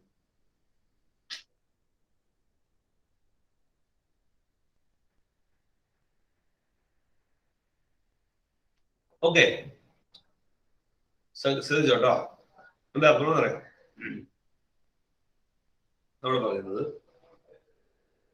ആദ്യത്തെ കേസ് ഇപ്പൊ ഒരു ബോൾ കൊണ്ട് വരികയാണ്. ഒരു ബോൾ ഇവിടെ വന്നുകൊണ്ടിരിക്കുക. അപ്പൊ നമ്മൾ പിടിക്കുകയാണ് കേട്ടോ. ഫസ്റ്റ് നമ്മൾ ഇവിടെ പിടിക്കുകയാണ്. ഇവിടെ നിന്ന് ഒരാള് ഇവിടെ പിടിക്കുകയാണ്. ഒരാൾ കൈ കൊണ്ടെങ്കിൽ പിടിക്കുക. സപ്പോസ് ഇവിടെ ഒരു ബോൾ ഇങ്ങനെ വന്നുകൊണ്ടിരിക്കുക. ബോൾ വരുമ്പോൾ അതിന് വെലോസിറ്റി ഉണ്ട്, ഇവനൊരു മാസ് ഉണ്ട്, ഇവന് വെലോസിറ്റി ഉണ്ട്. അതായത് ഇവനൊരു മൊമെന്റം ഉണ്ട്. അവനെന്തുണ്ട്? ഒരു മൊമെന്റം ഉണ്ട്. ഇനീഷ്യൽ മൊമെന്റ് എന്ന് വിളിക്കാം. ഫിസിക്സ് ആയിട്ട് പറഞ്ഞു ഇനീഷ്യൽ മൊമെന്റ്. അപ്പൊ അതിന് ഈ സാധനങ്ങൾ ലെറ്ററാക്കി മാറ്റിക്കൊണ്ടിരിക്കുക. എവിടെ നിങ്ങൾക്ക് സംശയം ഉണ്ടെങ്കിൽ അപ്പൊ തന്നെ പറഞ്ഞോളൂ. അപ്പൊ നമ്മൾ പെട്ടെന്ന് നമ്മൾ പിടിക്കുക. സഡൻ ആയിട്ട് നമ്മൾ പിടിക്കുകയാണ്. അത് കൈ ബാക്കിലേക്ക് വലിക്കണില്ല, പിടിക്കുകയാണ്. ശ്രദ്ധിച്ചോളൂ. ഇവന് വന്ന് ഇടിച്ചു, നമ്മളെ ബോളിനെ പിടിച്ചു. ബോളിനെ പിടിച്ചു കഴിയുമ്പോൾ ബോളിന്റെ മൊമെന്റം ഫൈനൽ മൊമെന്റം എന്തായി പോകും? 0. കാരണം ബോളിൽ നിന്ന് പിടിച്ചു. ഒന്നോടെ ഞാൻ പറയും കേട്ടോളൂ. ഒരു ബോൾ വരികയാണ്, അവന് മൊമെന്റം ഉണ്ടായിരുന്നു, നമ്മളതിനെ പിടിക്കാൻ ശ്രമിക്കുകയാണ്. പെട്ടെന്ന് നമ്മൾ അവനെ പിടിച്ചു. അപ്പൊ അവന്റെ മൊമെന്റം എന്തായിപ്പോയി? പെട്ടെന്ന് 0 ആയി. വേറൊരാള് അതിനെ പിടിച്ചത്, നമ്മൾ നേരത്തെ പറഞ്ഞാൽ വേറൊരാൾ അതിനെ പിടിച്ചത് പയ്യാള് കൈ ഇങ്ങനെ ബാക്കിലേക്ക് കൊണ്ടുപോയി ഇങ്ങനെ വെച്ചിട്ട് ഇവിടെ വെച്ചിട്ടാണ് പിടിച്ചത്. അപ്പൊ സഡൻ അല്ല, ടേക്സ് ടൈം കുറച്ച് സമയം എടുത്തു. ആവശ്യത്തിന് സമയം എടുത്തിട്ടാണ് അയാൾ എന്ത് ചെയ്ത് ആ ബോളിനെ പിടിച്ച് നിർത്തിയത്. അപ്പൊ നോക്കോ, ശ്രദ്ധിച്ചോണം. ഇയാളുടെ ഫൈനൽ മൊമെന്റ് എന്തായിപ്പോയി? ഫൈനൽ മൊമെന്റം 0 ആയിപ്പോയി. ഞാൻ പറഞ്ഞ കണക്ട് ചെയ്യണം, ശ്രദ്ധിച്ചോളൂ. അപ്പൊ സപ്പോസ് ശ്രദ്ധിച്ചോട്ടോ, ഇനീഷ്യൽ മൊമെന്റം സപ്പോസ് ഇത് 10 കിലോഗ്രാം മീറ്റർ പെർ സെക്കൻഡ്. അത് കൂട്ടില്ല, പെട്ടെന്ന് എന്തായിപ്പോയി? 0 ആയിപ്പോയി. ഇവൻ വന്നത് initial momentum 10 kilogram metre per second ആണ്. കുറച്ച് കഴിഞ്ഞപ്പോൾ അത് 9 കിലോഗ്രാം മീറ്റർ പെർ സെക്കൻഡ് ആയി, 8 ആയി. കാരണം നമ്മൾ ബാക്കിലേക്ക് കൈ ഇങ്ങനെ വലിച്ചു കൊണ്ടുപോയിട്ട് കുറച്ച് കഴിഞ്ഞപ്പോൾ പോയി 0 ആയി. ഇത്തരത്തിൽ സംശയം ഉണ്ടെങ്കിൽ അപ്പൊ ചോദിച്ചോ, ഇപ്പൊ ഇത്ര ചോദിച്ചോ. ഞാൻ ഈ പറഞ്ഞ് ഒപ്പിക്കാൻ ഒരു ശ്രമം നടത്തുന്നുണ്ട്. അതിൽ എപ്പോഴെങ്കിലും ഒരു ഗ്യാപ്പ് ഉണ്ടെങ്കിൽ അപ്പൊ തന്നെ ചോദിച്ചോ. അതായത് ആദ്യത്തെ കേസിലെ ആള് പെട്ടെന്ന് പിടിച്ച ആള് 10 കിലോഗ്രാം ഒരു പർട്ടിക്കുലർ മൊമെന്റത്തിൽ വന്നിരുന്നതിനെ പെട്ടെന്ന് അത് 0 ആക്കി. 10 വന്ന ആളെ 10 0 ആക്കി.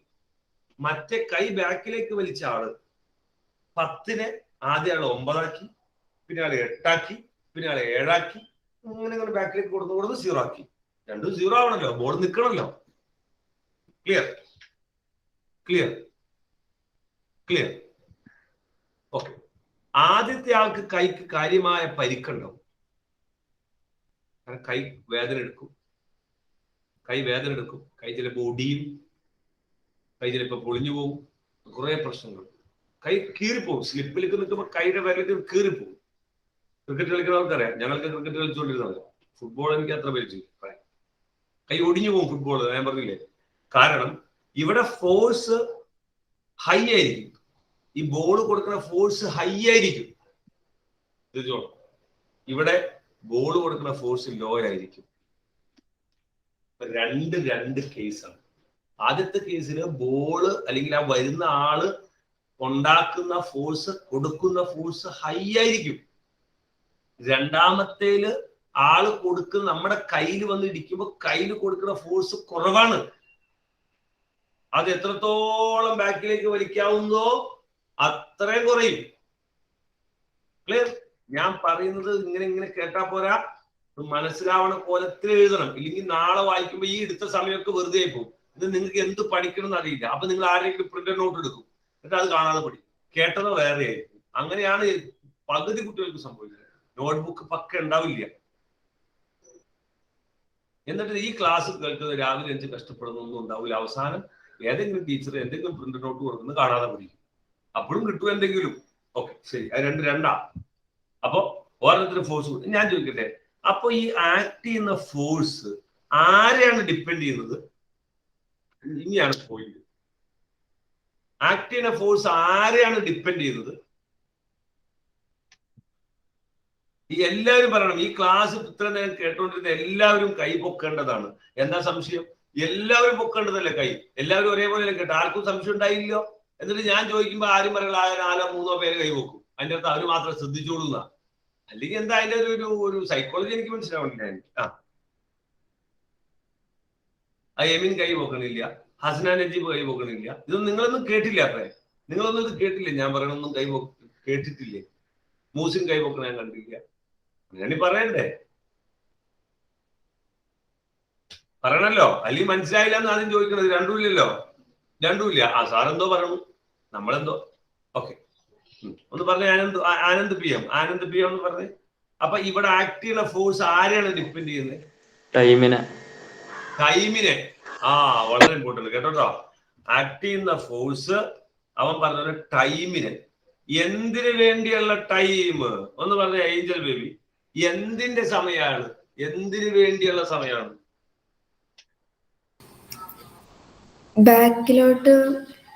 ബാക്കിലേക്ക് കൈ കൊണ്ടുപോകാനുള്ള സമയം. ശരി. അപ്പൊ ബാക്കിലേക്ക് കൊണ്ടുപോകുമ്പോ എന്താ മോളെ അവിടെ സംഭവിക്കുന്നത്? എന്താണ് ഇല്ലാണ്ടാവുന്നത്? വെലോസിറ്റി കുറയുന്നു. വെലോസിറ്റി എന്നല്ലോ ഞാൻ പറഞ്ഞത്. എന്താ വെലോസിറ്റിക്ക് പകരം ഞാനൊരു വാക്കാണല്ലോ വിളിച്ചത്. എന്താ? മൊമെന്റം കുറഞ്ഞു വരാനെടുക്കുന്ന സമയം. ഇവിടെയോ? ഇവിടെ എന്താണ് സംഭവിച്ചത്? ഇവിടെ എങ്ങനെയാ മൊമെന്റം? പെട്ടെന്ന് കുറഞ്ഞോ അതോ പയ്യാണോ കുറഞ്ഞത്? പെട്ടെന്ന് സീറോയിലേക്കായി. ആബ്സല്യൂട്ട്ലി. മൊമെന്റം പെട്ടെന്ന് സീറോയിലേക്കായി. ഇവിടെയോ? മൊമെന്റം കുറെ നേരം കഴിഞ്ഞ് സീറോയിലേക്കായി. കണ്ടോ? മൊമെന്റം കുറയാനെടുക്കുന്ന സമയം വളരെ important. Time taken to change momentum. മൊമെന്റത്തെ ചേഞ്ച് ചെയ്യാനെടുക്കുന്ന സമയത്തെ ആണ് എന്ത് ഡിപ്പെൻഡ് ചെയ്യണേ? Force depend. Force acted by a body. ഒരു ബോഡി വന്ന് നമ്മുടെ മേത്തിടിക്കുകയാണ്. ശ്രദ്ധിക്കണം. ഒരു ബോഡി വന്ന് നമ്മുടെ മേത്തിടിക്കുകയാണ്. അപ്പൊ അവൻ നമ്മുടെ മേത്ത് ആക്ട് ചെയ്യുന്ന ഫോഴ്സ് എന്തിനെ ഡിപ്പെൻഡ് ചെയ്യും? എത്ര സമയം കൊണ്ടാണ് ആ ബോഡിയുടെ ഏതാ ഇടിക്കുന്ന ബോഡിയുടെ മൊമെന്റം ചേഞ്ച് ചെയ്യാൻ എത്ര സമയം എടുത്തു? അങ്ങനെ അത്രയാണ് നമ്മുടെ മേത്ത് അവൻ ആക്ട് ചെയ്യുന്ന ഫോഴ്സ്. പറഞ്ഞു. എനിക്കിപ്പോ ഏതൊക്കെ ക്ലാസ് ഉണ്ട്? ഞാൻ നീ സാറിന് വിളിച്ചില്ല അമ്മൻ.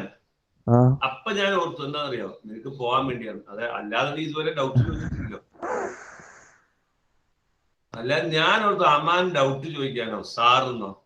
അതുകൊണ്ട് ഞാൻ അപ്പൊ തന്നെ ഓർത്തു സംഭവം നിനക്ക് പോകാനാണ്. ശരി, ബൈ. Thank you sir.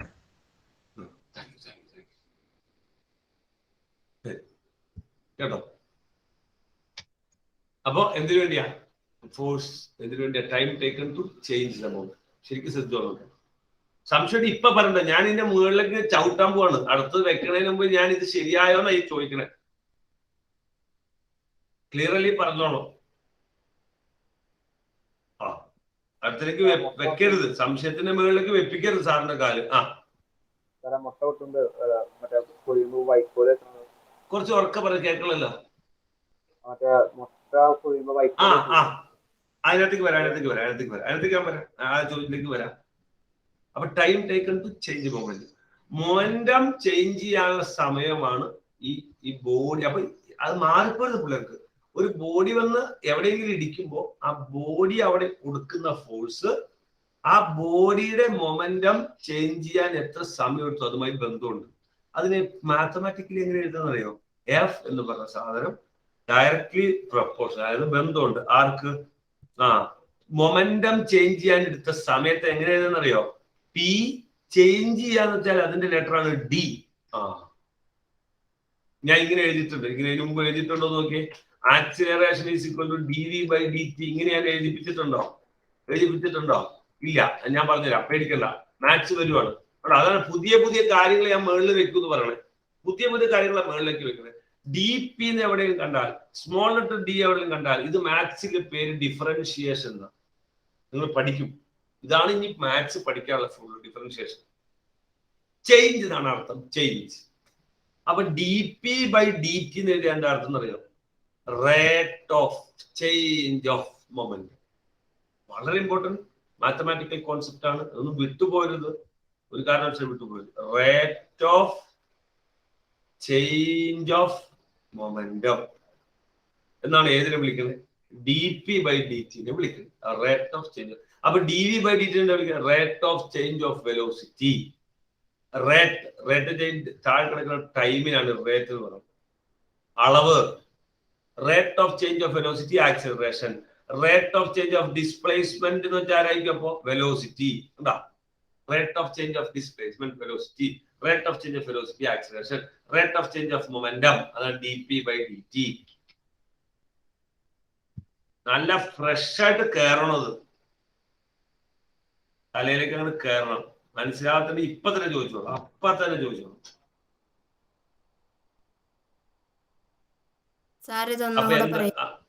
എവിടെയാ പ്രശ്നം? പറഞ്ഞോ. ഡി പി ബൈ ഡി ടിയുടെ പറഞ്ഞു. D P by D T ആണ് പറയുന്ന പ്രശ്നം. ഇത് മനസ്സിലായോ മോളെ? F time taken to change moment മനസ്സിലായോ? മനസ്സിലായി. പറഞ്ഞില്ല. അപ്പൊ അതിനെ നമ്മൾ എഴുതുമ്പോ അതിനെ മാത്തമാറ്റിക്കലി എഴുതുകയാണ്. എങ്ങനെ? മൊമെന്റത്തിന്റെ ചേഞ്ചിന്റെ അളവ്, മൊമെന്റത്തിന്റെ ചേഞ്ച് എന്തോരം സമയം കൊണ്ടാണ് എടുത്തത്, അതാണ് എഫ് എന്ന് പറയുന്ന സാധനം, അപ്ലൈ ചെയ്യുന്ന ഫോഴ്സ്. അപ്പൊ അതിന് മാത്തമാറ്റിക്സിൽ എഴുതുന്ന രീതിയാണ് മൊമെന്റം പി, അതിന്റെ ചേഞ്ച് ഡി. കണ്ടോ? അപ്പൊ ഇങ്ങനെ എഴുതുന്നത് മൊമെന്റം പി, അതിന്റെ ചേഞ്ച് ഡി, ഡി പി. അപ്പൊ ചേഞ്ച് ആയി. ഇനി സമയത്തിനനുസരിച്ച് ബൈ ടൈം. ടൈം എത്ര സമയം, ചെറിയ എത്ര സമയം കൊണ്ട്, അപ്പൊ ഡി ടി. അപ്പൊ ഇതിനെ വായിക്കണം എങ്ങനെയാണ്? D P by D T എന്ന് കാണുന്നത് എന്താ അതിന്റെ അർത്ഥം? Rate of change of momentum. പറഞ്ഞിട്ടാന്നോടെ D by D T of A എന്ന് പറഞ്ഞാൽ അതിന്റെ അർത്ഥം rate of change of A. എന്തു ആയിക്കോട്ടെ. D by D T of age എന്ന് പറഞ്ഞാൽ rate of change of age. D by D T of height എന്ന് പറഞ്ഞാൽ rate of change of height. സമയത്തിനനുസരിച്ച് എത്ര ഹൈറ്റ് മാറുണ്ട്. റേറ്റ് ഓഫ് ചേഞ്ച് ഓഫ് മൊമെന്റത്തിന് അപ്പൊ എന്ത് വിളിക്കും? D P by D T. ശരിക്കും ഡി ബൈ ഡി ടി വെച്ചാൽ റേറ്റ് ഓഫ് ചേഞ്ച് എന്നാണ്. സമയത്തിനനുസരിച്ച് ഇന്ന് കാണിക്കുന്നതിന് ഡി ബൈ ഡി ടി. അതുകൊണ്ട് ഇവിടെ ഏത് ലെറ്റർ ഇട്ട് കൊടുക്കണോ?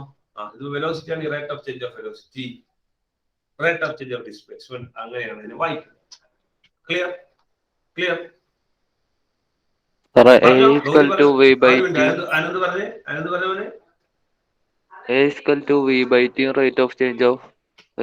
കേട്ടോ, നല്ല ചോദ്യം. A is equal to V by T എന്നല്ല നമ്മൾ പഠിച്ചങ്ങനെ ഇത്ര നാള്. അത് 10ാം ക്ലാസ് വരെയാണ്. അതാണ് വലിയ വ്യത്യാസം. ഇന്നത്തെ ചോദ്യം ചോദിച്ചോണ്ടാ, അല്ലെങ്കിൽ ഞാൻ വിട്ടുപോയനെ. വിട്ടുപോകുന്നേ നിങ്ങൾ മാത്സ് പഠിക്കുന്നു, കെമിസ്ട്രി പഠിക്കുന്നു. ഞാൻ പറയണു ഞാൻ വിട്ടുപോകുന്നത് സത്യം ഉണ്ടെങ്കിൽ ബാക്കിയൊക്കെ വിട്ടു. ഞാനാണല്ലോ ഇവരെ ഡയറക്റ്റ് ചെയ്യുന്നത്. ഞാനാണല്ലോ ഇവരോട് പറഞ്ഞ എങ്ങനെയാ പഠിപ്പിക്കേണ്ടത്. ഈ മെത്തേഡിൽ പഠിപ്പിക്കുന്നത് ഞാനാണല്ലോ സാറുമാർക്ക് പറഞ്ഞു കൊടുക്കുന്നത്. അവർക്ക് നമ്മളിങ്ങനെ പറഞ്ഞ് അവരെ ട്രെയിൻ ചെയ്ത് സംഭാവന കൊടുത്താണ്. ഞാൻ വിട്ടുപോയാൽ അവരെന്തായാലും വിട്ടു. അപ്പൊ നിങ്ങൾ ചോദിച്ചോളാം, സാർ ഇതെന്താ ഉദ്ദേശിക്കുന്നത്, സാറെ മനസ്സിലായില്ലോ. അത് ചോദിച്ചോളൂ. അപ്പൊ ഞാൻ പറഞ്ഞത് A = V/T എന്നുള്ളതാണ് സാധാരണ ഫോർമുല. അപ്പൊ ആക്സലറേഷൻ വെലോസിറ്റി ബൈ ടൈം. ഇതിനെ നല്ല മാത്തമാറ്റിക് +1 സ്റ്റാൻഡേർഡിലേക്ക് മാത്തമാറ്റിക്കലി ചിന്തിക്കുമ്പോൾ അതിനെ വിളിക്കുന്ന പേരാണ് A = dV/dt. രണ്ടും ഒന്നാണ്. പക്ഷെ ഇതിനാണ് ശരിക്കും ക്ലാരിറ്റി കൂടുതൽ. ഇതാണ് ശരിക്കും ക്ലാരിറ്റി കൂടുതൽ. ഇത് സാധാ ഒരു കേസാണ്. കുറെ ഹയർ ലെവലിലേക്ക് വരുന്തോറും ഇങ്ങനെ ഉപയോഗിക്കുന്നതാണ് കുറച്ചുകൂടെ ക്ലാരിറ്റി കൂടുന്നത്, കുറച്ചുകൂടെ പക്കയായിരിക്കും. ഇത് സിമ്പിൾ കേസാ. പണ്ടത്തെ 10ാം ക്ലാസ് വരെ 11 നമ്മൾ ഉപയോഗിക്കും. ഇച്ചിരി ഹയർ ലെവലിലേക്ക് പോകുമ്പോൾ നമ്മൾ എന്ത് ചെയ്യും? +1 +2ലേക്ക് പോകുമ്പോൾ ഇങ്ങനെ നമ്മൾ പറയും. പറഞ്ഞോ ഗൗരി, പറഞ്ഞോ.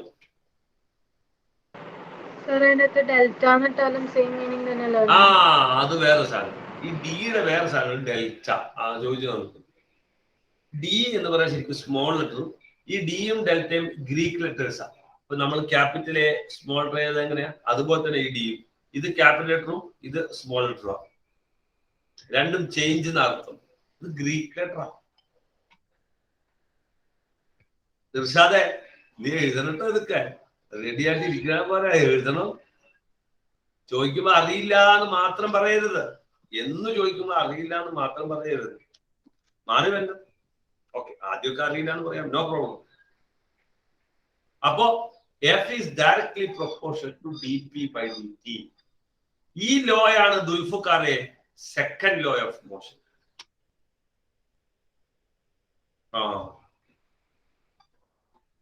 അതാണ് ദുൽഫുക്കാർ നേരത്തെ ചോദിച്ചത്. അറിയാം എന്താണ് സെക്കൻഡ് ലോ ഓഫ് മോഷൻ? ഇതാണ് സെക്കൻഡ് ലോ ഓഫ് മോഷൻ. അപ്പൊ എന്താണ് second law of motion? F is directly proportional to dP/dt എന്ന് പറയുന്നതാണ് എന്ത് സെക്കൻഡ് ലോ. അപ്പൊ എന്തായിരിക്കും സെന്റൻസ്? ആ സെന്റൻസ് എന്ന് പറഞ്ഞേ ആമിന. സെക്കൻഡ് ലോ ഓഫ് മോഷന്റെ സെന്റൻസ് എന്ന് പറഞ്ഞേ.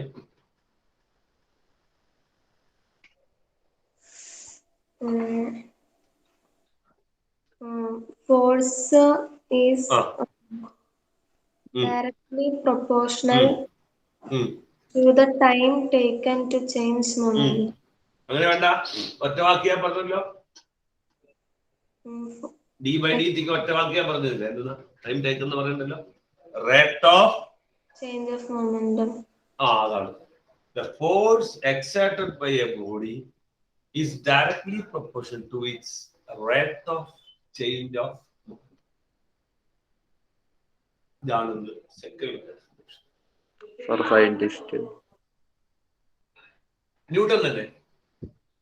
ഐസക് ന്യൂട്ടനാണ് 3 ലോയും പറഞ്ഞത്. നിലവിൽ ഇതുവരെ തെറ്റാത്ത, ഇതുവരെ ആർക്കും തെറ്റാന്ന് പറയാൻ പറ്റാതിരുന്ന, ഇതുവരെ ആരും പറഞ്ഞിട്ടില്ല. സാർ പറയും ഒരു പ്രാവശ്യം റിപ്പീറ്റ് ചെയ്യാൻ പറ്റുമോ? പറയാം ഒന്നുകൂടെ പറയാം. The force, ഞാൻ എഴുതി കാണാതെ പഠിക്കണ്ട എങ്കിലും പറയാൻ പറ്റണല്ലോ, ചിലപ്പോൾ ചോദിച്ചോ.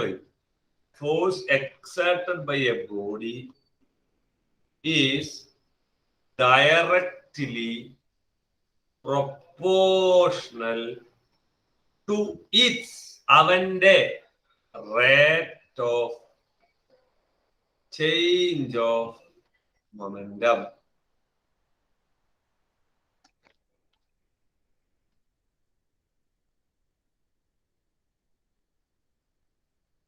ക്ലിയർ? ഇനി അല്ല, force exerted by body is directly proportional to rate of change of momentum. ഞാൻ കാര്യം ചോദിക്കട്ടെ, ഈ അങ്ങനെയാണ് ഇപ്പൊ ഈ ഇതൊക്കെ പറഞ്ഞു. ആള് ക്യാച്ച് ചെയ്യുന്ന ചോദ്യം ചോദിക്കുമ്പോൾ നിങ്ങൾ എന്ത് പറയും? ആള് ക്യാച്ച് ചെയ്യുന്ന ചോദ്യം ചോദിക്കുമ്പോൾ നിങ്ങൾ എന്ത് പറയും? എല്ലാവരും ഓർത്ത് നോക്കിയേ. പരീക്ഷയ്ക്ക് ചോദിക്കും, എ സീസൺഡ് ക്രിക്കറ്റർ, അതായത് നല്ല പ്രാക്ടീസുള്ള cricketer moves his hand backs while catching a ball. Why എന്ന് വെച്ചാൽ നിങ്ങൾ എന്ത് പറയും? എല്ലാവരും ആലോചിച്ച്. 1 മാർക്കാണ്. എന്താ ആലോചിച്ചത്?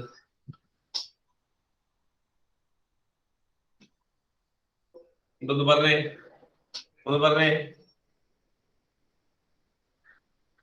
കൃഷ്ണാനന്ദേ എന്ന് പറഞ്ഞേ. എന്ത് അതിന്റെ ആൻസർ എന്തെന്ന് എഴുതും? ബോള് സ്ലോ ആക്കാൻ വേണ്ടി വെലോസിറ്റിയും ടൈമും കുറച്ച്. അങ്ങനെയല്ല, കുറച്ച് അങ്ങനെ പറഞ്ഞാൽ മാർക്ക് കിട്ടില്ല. ബോളിന്റെ ആദ്യം തന്നെ എന്താ പറയാ നോക്കി, ഞാൻ പറയാം. ആദ്യം തന്നെ പറയേണ്ടത് എന്താ പറയാ, ഇതുമായി ബന്ധപ്പെട്ട്. അപ്പൊ നിങ്ങൾക്ക് അത് വേണമല്ലോ, ക്വസ്റ്റ്യൻ ആൻസർ പരീക്ഷയ്ക്ക് എഴുതാൻ പഠിക്കണമല്ലോ, കാര്യം അറിഞ്ഞിട്ട് കാര്യമില്ലോ.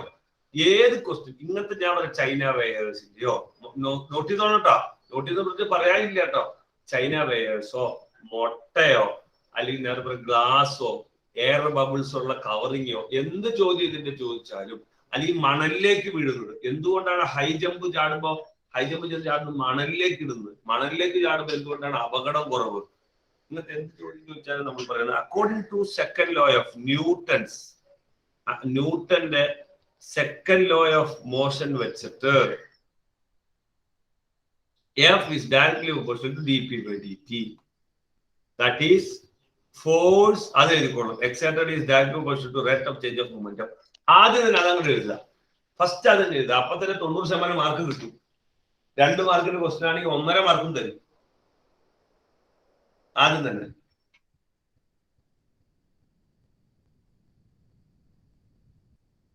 കൃത്യമായിട്ട് എഴുതി വെച്ചോളൂ. ഇത്രയും ടൈപ്പ് അത് നോട്ട്ബുക്കിൽ തന്നെ വരണം. അല്ലാതെ ശരിക്കും പ്രിന്റഡ് ഔട്ടിൽ എങ്ങനെ വരും? ആദ്യം ഒരു ചോദ്യം, അതിന്റെ ആൻസർ, അടുത്തൊരു ചോദ്യം, ചൈന വേഴ്സിന്റെ ഒരു ചോദ്യം, ആൻസർ, മുട്ടയുടെ ഒരു ചോദ്യം, ആൻസർ. ഇങ്ങനെ 10 പ്രിന്റഡ് 10 ക്വസ്റ്റ്യൻ ബൈഹാർട്ടിയുടെ കുട്ടികളുണ്ട്. അതൊന്നും വേണ്ട. ഈ ടൈപ്പ് ഏത് ചോദ്യം ചോദിച്ചാലും അതിന് ഒറ്റ answer. According to Newton's law of motion, second law of motion, every direction motion dp by dt, that is force in direct motion, that is of momentum. ഇനിയാണ് പോയിന്റ്. ഇനി നമുക്കൊരു പോയിന്റോടെ എഴുതണം. ഇനിയൊരു പോയിന്റോടെ നമുക്ക് എഴുതണം. എന്താ? അപ്പൊ എന്തിനാ അപ്പൊ ഈ കൈ വലിച്ചേ എന്ന് നമ്മൾ പറയും. എന്ത് പറയും? നമ്മൾ പറയും ക്രിക്കറ്റർ. എന്നിട്ട് നമ്മൾ ക്വസ്റ്റ്യൻ ഏതാന്ന് നോക്കും. മുട്ടയുടെ അല്ല, ക്രിക്കറ്ററിന്റെ ആണ്. നമ്മൾ പറയും he moves his hands to increase the time taken. കൂട്ടാൻ വേണ്ടി, to increase the time taken.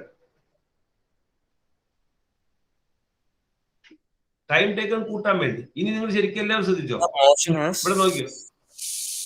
He moves his hands to increase the time taken to change the momentum. അങ്ങനെ ആയിരിക്കും എല്ലാ കേസിലും. എന്തിനു വേണ്ടിയാ ചെയ്യുന്നത്? മുട്ടയിലെ എന്തിനാ? പേപ്പറിനെ, വൈക്കോലിനെ, എല്ലാത്തിനും എന്തിനു വേണ്ടിയാ? To increase the time taken to change the momentum.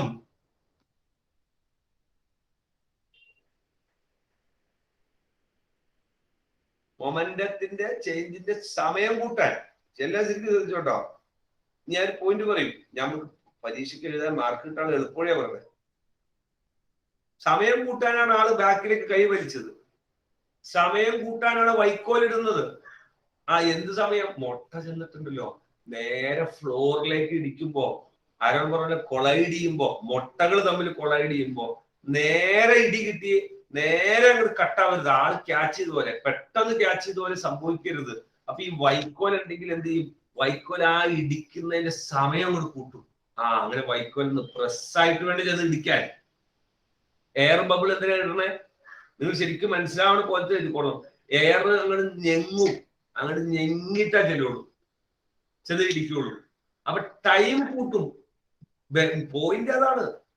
ആൾ കൈ വലിച്ചപ്പോ ടൈം കൂട്ടിയ പോലെ. എന്താ കൂട്ടണേ? സമയമാണ് കൂട്ടണേ. നമ്മൾ മണലിലേക്ക് ചാടുമ്പോ നമ്മള് മറ്റേ മാർബിളിലേക്കാണെങ്കിലോ ചാടണേ, കാല് നമ്മൾ ഒടിഞ്ഞു പോകും. മണലിലേക്ക് ചാടുമ്പോ മണലിലേക്ക് പൂന്നു പോകും, അല്ലെ? താന്നു പോകും. അപ്പൊ സമയമാണ് കൂടണേ. വളരെ ഇമ്പോർട്ടന്റ്, റൈറ്റ്? അതാണ് സംഭവം. നമ്മൾ കുറെ തുണി കൂട്ടിച്ചിട്ട് തുണിയിലേക്ക് ഇടിക്കുമ്പോ അത് പ്രസ്സായി പോകും. തുണിയിലല്ലേ, സ്പോഞ്ചിലേക്കാണെങ്കിൽ പ്രസ്സായി പോകും. നമ്മൾ ഭിത്തിക്കെട്ട് ഇടിക്കുകയാണ്. ഭിത്തിക്കെട്ട് ഇടിക്കുമ്പോൾ നമ്മൾ കുറെ തുണി കൂട്ടി വെച്ചിട്ട് ഇടിക്കണമെങ്കിലോ നമുക്ക് അങ്ങനെ കിട്ടൂല. ഒരുപാട് example. Shock absorber, right? Shock absorber എക്സാമ്പിളാണ്. ഷോക്ക് അബ്സോർബറിന്റെ പണി എന്താ? ഷോക്ക് അബ്സോർബർ ഇങ്ങനെ സ്പ്രിങ്ങാ. നമ്മൾ ഗട്ടറിലേക്ക് ചാടുമ്പോൾ നമ്മൾ നേരെ ചെന്ന് ഇടിച്ചാൽ നമ്മുടെ നടു പഞ്ചറായി പോകും, നമ്മുടെ നടു പൊളിഞ്ഞു പോകും. അപ്പൊ സംഭവിക്കാതിരിക്കാൻ വേണ്ടി ഷോക്ക് അബ്സോർബർ തന്നെയാണ്. നമ്മൾ കുഴി ചാടുമ്പോൾ സമയം എങ്ങനെ അങ്ങോട്ട് വന്നിരിക്കും. അപ്പൊ സമയം കൂട്ടും അവൻ ആഗ്രഹിക്കും. പിന്നെ അത് ഇങ്ങനെ ഇടിച്ചാൽ അവൻ എന്റെ എഫക്ട് കുറയും. എല്ലാ കേസും ഇന്നത്തെ എന്ത് കേസ് ഷോക്ക് അബ്സോർബർ വേറെ എക്സാമ്പിൾ ആണ്. How the shock absorber works. അത് എന്ത് ചോദിച്ചാലും നമ്മളെന്ന് പറയും ഇറ്റ് ഇൻക്രീസസ്. ഇതാണ് കേട്ടോ according to second law of motion പറയും. എന്നിട്ട് പറയും increases the time taken to change the momentum. എന്നിട്ട് നമുക്ക് വേണം ഈ ഇക്വേഷൻ അനുസരിച്ച് പറയുന്നത് ഇങ്ങനെ സ്റ്റാൻഡേർഡ് ആക്കാം. we have f inversely proportional to dt. dt നോക്കി നിങ്ങൾ ക്ലിയർ ആവണമെങ്കിൽ പറഞ്ഞിട്ടാ പിള്ളേര് ഇതൊക്കെ സയൻസ് ചെയ്യാൻ പഠിപ്പിക്കുന്ന. ഇത് മാത്രമല്ല ഈ dt മാത്രം എടുത്ത് പറയാൻ പാടില്ലേ. അവിടെ നിൽക്കട്ടെ മൊമെന്റം ഉണ്ടാവും. അപ്പൊ നമ്മൾ പറയില്ലേ സമയം എന്ത് ചെയ്യും കൂട്ടും. അപ്പൊ എഫ് ഇൻവേഴ്സ്ലി പ്രൊപ്പോർഷണൽ എന്ന് എന്താ അർത്ഥം? എന്താ ആയിഷ അർത്ഥം? എഫ് ഇൻവേഴ്സ്ലി പ്രൊപ്പോർഷണൽ എന്താ അർത്ഥം ആയിഷ? ഇൻവേഴ്സ്ലി പ്രൊപ്പോർഷണൽ എന്താ അർത്ഥം? ഇതിന് ഇൻവേഴ്സ്ലി പ്രൊപ്പോർഷണൽ എന്ന് വെച്ചാൽ എന്താ? ഒരെണ്ണം കൂടുമ്പോ മറ്റേ ആൾ കുറയും. അതിനാണ് ഇൻവേഴ്സ്ലി. ഇതൊന്നും അറിയെങ്കിൽ കേട്ടോളൂ കേട്ടോ. ഡിനോമിനേറ്ററിലാണ് ആൾ കിടക്കണമെങ്കിൽ അതിന് ഇൻവേഴ്സ്ലി പ്രൊപ്പോർഷൻ എന്നാ പറഞ്ഞത്. ഇൻവേഴ്സ്ലി പ്രൊപ്പോർഷൻ, ഡയറക്ട്ലി അല്ല. ഡയറക്ട്ലി അർത്ഥം എന്താ? A directly proportion to B അർത്ഥം എ കൂടിയാൽ ബിയും കൂടും. A inversely proportion to B എന്താ? ബി കൂടിയാൽ എ കുറയും. അപ്പൊ ഇവിടെ ആരാ കൂടണേ? dt കൂടും. എഫ് അപ്പൊ എന്ത് ചെയ്യും? കുറയും. കണ്ടാ സംശയം ചോദിക്കണ്ട പിള്ളേര്. ഇത് ഞാൻ പഠിപ്പിക്കുന്ന രീതി അങ്ങനെ. അതിനകത്ത് ഇത് മൊത്തം നിങ്ങൾ എഴുതൊന്നും വേണ്ട. ഇതൊക്കെ നിങ്ങൾക്ക് മനസ്സിലാവുന്ന കുറെ കാര്യങ്ങൾ ഇതിനകത്തുണ്ട്. അപ്പൊ ഇത്രയും പറഞ്ഞിട്ട് നമ്മൾ എന്ത് പറയും? Moves his hands to increase the time taken to change the momentum. We have f is inversely proportional to dt. Therefore force decreases.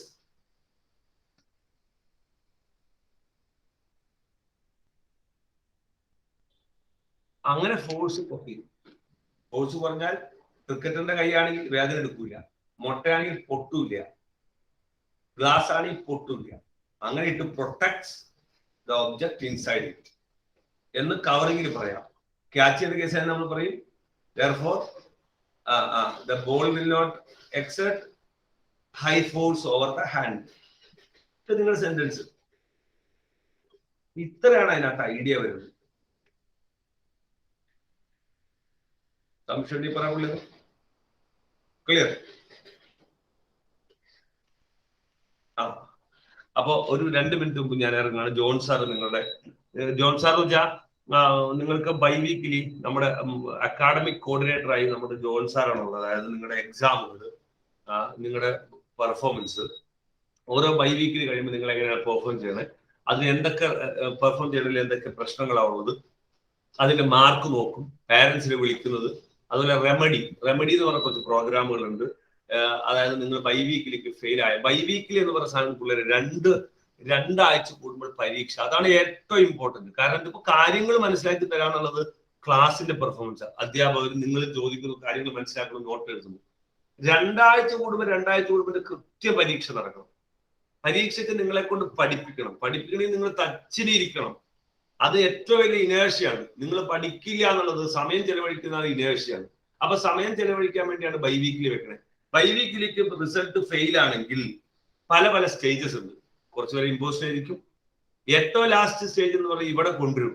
ഇവിടെ കൊണ്ടുവന്ന് രാവിലെ മുതൽ എപ്പോഴാണ് പഠിച്ചിരണേ അപ്പൊ വിടും. അത് ദൂരെയുള്ളവരും വരും, പെരുമ്പാവൂരുള്ളവരും വരും, തൊടുപുഴയുള്ളവരും വരും, പൈങ്ങോട്ടൂരുള്ളവരും വരും, ദൂരെയുള്ളവർക്കും വരും. ആ പരിപാടി ഇതെല്ലാം ഹാൻഡിൽ ചെയ്യുന്നത് നമുക്കൊരു ജോൺ സാർ ഉണ്ട്. അദ്ദേഹം ഫിസിക്സിന്റെ സാറ് തന്നെയാണ്. അപ്പൊ അദ്ദേഹം മെയിൻ ആയിട്ട് ഇങ്ങനത്തെ അക്കാഡമിക്സ് ആണ് നോക്കണേ. റിസൾട്ട് നോക്കും. ഇതാണ് അദ്ദേഹത്തിന്റെ പണി. ബൈ വീക്കിൽ സെറ്റ് ചെയ്യുക, ക്വസ്റ്റ്യൻ സെറ്റ് ചെയ്യുക, പരീക്ഷ നടത്തിയതിന്റെ റിസൾട്ട് നോക്കുക, കുട്ടികളുടെ പെർഫോമൻസ്. നിങ്ങളുടെ പാരന്റ്സിനൊക്കെ വിളിക്കുന്നതും അദ്ദേഹത്തിന്റെ കീഴിലാണ്. അപ്പൊ ജോൺ സാറാണ് നിങ്ങളെ അഡ്രസ് ചെയ്യുന്നത്. പുള്ളിന്ന് അഡ്രസ് ചെയ്യും. 2 മിനിറ്റ് കുട്ടികൾ എടുക്കുക. എല്ലാവരും ബൈ വീക്കിൽ കഴിയുമ്പോഴും ഈ അഡ്രസ് ഉണ്ടാവും. അപ്പോൾ നിങ്ങൾ അതിനനുസരിച്ച് സമയം 2 മിനിറ്റ് എക്സ്ട്രാ എടുക്കും കേട്ടോ. John sir please. Hello students, good morning. എൻ്റെ പേരാണ് ജോൺസ്. സാർ ഇപ്പോൾ പറഞ്ഞ പോലെ തന്നെ ബൈ വീക്കിലും സംബന്ധമായ എല്ലാ കാര്യങ്ങളും ഞാൻ തന്നെയാണ് ചെയ്തുകൊണ്ടിരിക്കുന്നത്. അതുപോലെ തന്നെ ഡെയിലി ചോദ്യം ചോദിക്കുമ്പോൾ ആൻസർ പറയാത്തവരോടൊക്കെ വീട്ടിലേക്കൊരു കോൾ ചെല്ലാറില്ലേ, അതൊക്കെ ഞാൻ തന്നെയാണ്. അതുപോലെ ആബ്സെന്റ്, അതുപോലെ ലീവ് ആയാലും നിങ്ങൾ ക്ലാസ് കയറിയാൽ സ്റ്റാർട്ടിങ് മുതൽ അവസാനം വരെ എന്തായാലും ഉണ്ടായിരിക്കണം. ഇടയ്ക്കാരും ലെഫ്റ്റ് ആവാൻ പാടില്ല. സാറ് കൃത്യമായിട്ട് പറഞ്ഞിട്ടുണ്ടാവും ആ ഇൻസ്ട്രക്ഷൻസ് ഒക്കെ. അതുപോലെ നമുക്ക് ബൈ വീക്ക്ലി എന്നുള്ളതിൽ ഞാൻ ഇന്നലെ അയച്ചിരുന്നു, കുറെ സ്റ്റാറ്റസുകൾ കണ്ടിരുന്നു, S1 തൊട്ട് S6 വരെ. എല്ലാവരും കണ്ടിട്ടുണ്ടാവില്ലേ? ഓക്കെ, അതെങ്ങനെയാന്നുള്ളത് ഞാൻ ഒന്ന് പറഞ്ഞുതരാം. നമുക്ക് S1 കാറ്റഗറിയാണ് ഏറ്റവും ബെസ്റ്റ് പെർഫോമൻസ് ഉള്ള സ്റ്റുഡൻസ്. അവർക്ക് നമുക്ക് പ്രത്യേകിച്ച് പണിഷ്മെന്റ് ഒന്നും കൊടുക്കാറില്ല, നമ്മൾ ആ ഒരു സേഫ് സോൺ തന്നെയാണ്. പിന്നെയുള്ളത് S2 ആണ്. S2 കാർക്ക് നമുക്ക് ചെറിയ വാണിംഗ് കൊടുക്കും. അവർ അടുത്ത എക്സാമിന് കുറച്ചും കൂടെ ഇമ്പ്രൂവ് ചെയ്ത്